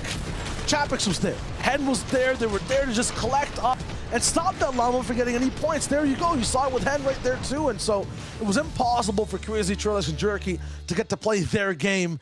They're gonna have to drastically switch up what they do because they didn't even hit triple digits this time, Sancho. It was not a close matchup. I was gonna point that out. Triple digits versus a double digit there. But I think right there we're seeing the highlight play, and no doubt Janice's highlight play is, it just shows to me, Shio, and I know I probably will get a social media tomato thrown at me, but I love redeploy, and I would love to see it back in some way. Maybe not an FNCS, bro. Maybe pubs. Give it to me in pubs at least. It's crazy when it comes to the possibilities you have dynamically switching up your entire body's hitbox, making sure you're just flying faster, moving faster on the ground. It's a big tech these players are using. You saw Hen dodge multiple shots with it as well. And here's Janice, man, just man of the match so far. Might be man of the series completely because today's Sancho, he's been on absolute fire. We saw Janice have the fastest times there in the high tier, and Janice, the 2-time FNCS champion. And look at this. This is where the point here where he was just not letting go of the llama, and he was able to just hold on and give it to Chapix there. And those are the things that we're seeing there. Those little moments there of kind of sneaking away, hiding away, changing up the bed. Because you know what happens, Shio? You get eliminated, you just go right back to where you went down, and before you know it, the llama's not there. You just wasted all your valiant effort for nothing. Yeah, it's like a big repetitive process, and he's just so good at escaping and changing the entire field of battle and play. I mean, Janice, he is the one dictating exactly where the fight is. Hen and Chapix are there with great support. Jerky, Trulix are doing a lot with Queasy on these supportive positions to get in, but we're gonna have to do much more and then more past that as well. This could possibly be the final map we see in play for keeps, the final map before the solos competition. It's up to Jerky, Trulix, and Queasy to try to come back. $3,000 right now are going to separate the $12,000 to $9,000. This is it. This is coming down to Intrulix, who's been known to hold on to this llama as long as possible. Immediately gets shut down by Janice here, and Janice tries to go for the 2-point, gets denied, rejected, and the score is 3-5. Waiting for one person to bring him back. Queasy's actually one to bring it straight in the base. We're going with classic strategies. They get to start off with the llama. Janice and Chapix are looking to jump all the way in. Janice needs to win this fight, but he doesn't. And that's hope lost for about 30 seconds. They don't have their star player to jump in and do the damage. A big pump aimed in. Take your time. Trulex and Hen goes down. Chapix tries to trade. He gets it, but he can't get the third. 152 from the back. That could be the difference maker. Oh my God, Chapix. He might have just opened up this whole game. And there it is. The stronghold has been broken, and Janice retreats back to their stronghold where there's no respawns available. And the response from Janice, catching people with the critical shots, a 2-piece, and valuable llama points being held down here. Janice is on a terror. Stop this man. If not, you're gonna go down and lose. Now that llama was in a very secure lockbox, but now it's in the bank vault. It's going to be so hard for these guys to get it all the way out. Hen, one of the guards going down. Janice, the big cash money. It's been stolen. Can they get away with their vehicles? No, it's not going to be possible. Chapix is there with the insurance to make sure the llama stays on this triangle, the window, the long corridor, the arched wall. Queasy tries to drop in. It's not possible. Hen, he's waiting in an off angle to make sure Chapix stays secure. Jerky tries, but he stopped in midair. This is just absolute and a masterclass showing of defense from Hen, Janice, and Chapix. All I know is for all those people who are saying right-hand peek, bro, right-hand peek, he says, forget all that. Left-hand peek can be just as strong. And this left-hand peek hold from Chapix's trio is just phenomenal there. Finally, the hold breaks, but it's only about a 50-point lead, and Janice comes in and says, not so fast, my friend. It's back to the hold. It's just unbelievable, this tight fist hold right now. I don't think it's going to be able to break, and I think $12,000 will be in the bank for Janice's trio. It's still possible to break, but there is no escape at the end of the day. Queasy, second time he's trying to actually get in. He's the last person, I think, and this is the second time I've seen it. He did this in the Thomas HG matchup as well. Every time we're in this window situation, he gets the elim, but he can't end up jumping through the window, and it's possible to make that jump. Unfortunately, he's failed twice now.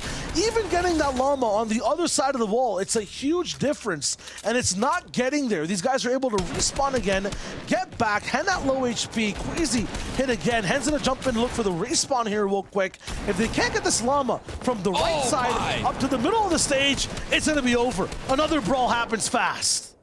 Wow, Hen comes right back in for that respawn, as you mentioned, sends down the beams here. And what's happening, Hen, is when they spawn back, they hit this glider. Look at that right there. Janice goes right in. It is as if it's in their own. They extended their base stronghold, and it just keeps happening again and again.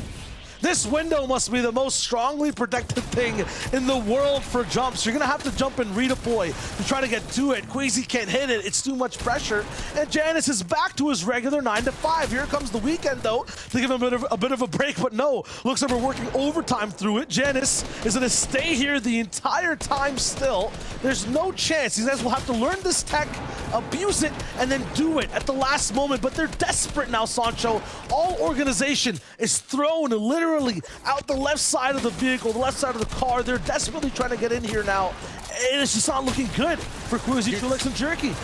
Yeah, you're talking about working 9 to 5, and the best part of working that job is the paycheck. Again! And finally they stop, but here comes the rest of the reinforcements. Janice, Chapix, they stop that. You just can't get out of it. This is the corner, this is an eliminating corner here. It's impossible. I just can't believe, look at the score. It's it. Call it, give him the belt, call it. Look at their victory lap here right now. They'll get to stay inside the corner too. Chapix will try to do his thing here for the moment, but I think everyone understands exactly what's going on. The dances are going to be coming through too. You know how good Trulex and Jerky are at keeping that sportsmanship up. They're still going to be going for the elims, giving us a show. I think they just want to get this llama out of the corner. Can they do that? Yes, finally. Yes, the llama's out. They get some fresh air, but it doesn't matter now. 15 seconds left on the clock, Sancho. Janice, Chapix, and Hen, these guys are just way too strong. Basically, they put the llama in the corner, and now they get to vibe out and be $12,000 richer as a trio What a great display of strategy. The tactical play gets them the victory and the championship here for Play for Keeps. They got to get all that good moolah all the way towards the top. The reputation for being the hardest raw eliminators inside the game as well. So, man, what a good strategy adaptation. Staying on that bottom side, it's not easy to run away from there. It lets these guys respawn right from their base, jump back in and get 3 elims. Right from their base again, jump back in and get 3 more elims. It's a beautiful strategy, and it gets them that title today. It was such a vicious cycle that Queasy, Trulix, and Jerky could not break. And when they had a moment to breathe, to come up for that very desperate need of H2, it just wasn't enough. The oxygen quickly was snuffed out. And wow, I'm just surprised. I knew a pro would figure it out. I knew a pro trio will figure out the God strat. And that was Chapix, Hen, and Janice. And what a nice picture there. The boys there celebrating their big victory today. Yeah, it's not only the fact that, you know, these guys got over 200 points each time. The opposing team could not even break 100. They didn't even get the triple digits. So, Sancho, this was a blowout. This was a blowout, but hey, for me, Sancho West and Shio, thank you so much for tuning in. We're so excited, and we cannot wait for the All-Star Solo Showdown. But before we get there, let's kick it to the desk to break all the action that happened here today. Thank you guys so much. Fantastic as always. Wow. I mean, Levin. Was it ever in doubt? Reese, I gotta give it to you guys. You know, Levin, at the very start of the show, you just said they're a better trio than everybody else. You know your stuff. Well, yeah, I have eyes, you know, I see, and I see the best team in the world in front of me. What can I say? You know, I genuinely do believe they're the best team in the world. And they are just so far better than, even if you put them in these sort of modes where it's not the typical Battle Royale where you claim them to be the best, they're just gonna just dominate. They're just Fortniters, do you know what I mean? Like, some people are just built diff, and that can definitely be said for these guys. Quickly dispatched of Rescard and Andretta, Mr. Savage, you know, gave us a bit of a scare at the start of the final series, but then showed us what they're really made of. And you know, recently, it was just never in doubt. It was never in doubt. Realistically, we saw, like you mentioned, the first round of that, they ended up kind of going down. Queasy's team looked like they were being stronger, but realistically, what we saw there was Hen, Janice, and Chapix just staying up, trying to change their kind of plan to be in the base, like all the other teams were kind of doing, not playing the strategy that we saw going up against Savage's team in that first match. So they changed it up for the second 2 rounds and just completely obliterated that. Last match that we saw there, the 2-2-2 to, what was that, 36? I think that's the biggest gap between that we've seen. And remember, on top of that, the Hen, Janice, Chapix were just emoting. They could have padded that score even further. They probably lost, what, 20 points just from the memes? Like, fantastic performance. Yeah, honestly, these guys are insane. Look, Janice, if you're thinking about starting casting, you're going to be playing for a long, long time, so you ain't going to worry about that anytime soon. You know, just crazy stuff from these guys. You can see it. Look at that, you know, just crazy shots. You know, his crosshairs flicking around all over the place, still hitting the shots necessary to get the job done. And, you know, it was just a great performance. Look, Jerky, I'm not a hater, I'm a realist. And, you know, the reality is these guys are just, you know, what can you do? You know what I mean? Like, they figured out the strat, and it was like, once they had figured out the strat, there was just no stopping them. There was no way they were going to lose. And, you know, that was the fear. That was what we talked about, right, Reese? We were talked about how, you know, these guys have all the skill in the world, and they definitely have the skill diff in this matchup. But if they can get the strat diff, you know, you might as well just hang it up. There's no point in even playing at that point. Yeah, and I think, you know, you said Jerky came into your DMs earlier saying what's all about. I think your response at this point, you just got to send them the leaderboard and be like, look, you know, it's not like we didn't believe in you, but we just believed harder in Hen, Janice, and Chapix, and for good reason. As you mentioned, they are so good in all of the fundamentals. They performed in everything. And you got to think, remember, to the start of last season, they were nearly disbanded as a trio. There was a ton of back and forth going. These guys' chemistry was very shaky after winning Chapter 2 Season 5, and they looked like they were breaking up. sound like a bad relationship, but you know, when you're an FNCS champion, losing and splitting as a trio is a big deal. But obviously, they came back, were so good last season as well, and then look, proving it right here why they're so good. Yeah, I think the big thing for them now was just all of them as individuals. How do they perform in that solo showdown on Saturday, right? You know, only a couple of hours left. I know we've all been waiting for it, and I'm looking forward to it as well. I think, you know, all three of them are contenders and candidates to be, you know, the person that wins that 150 grand, and that in itself is just crazy.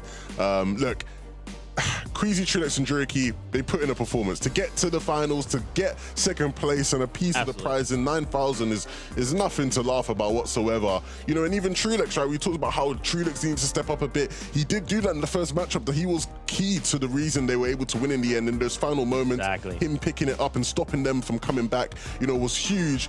It just wasn't enough. It wasn't enough, Zeke. Hey, man, sometimes it's just gonna be that way, you know? When you have Janice just staring down the barrel, holding the llama at all costs, not letting it go. Like you said, they just found the strats, they implemented on, they closed out the competition. But that's where I shift my eyes next, Levin, is to tomorrow, the solo competition. You guys at home, you want to make sure to come back for that, because it is going to be absolutely insane. 6 matches tomorrow, and then the winner will walk away with $150,000, which is absolutely insane. So make sure that you come back for that. But don't forget, we're also going over to NA East and NA West for Play for Keeps there. We got players there. We got a different crew there. And of course, as always, make sure you guys give these guys a follow. Give Sancho West and Shy Wager a follow. All these humans are absolutely incredible. So, Fortnite fam, that's it for now. But until then, we'll see you guys on the battle bus. Beat.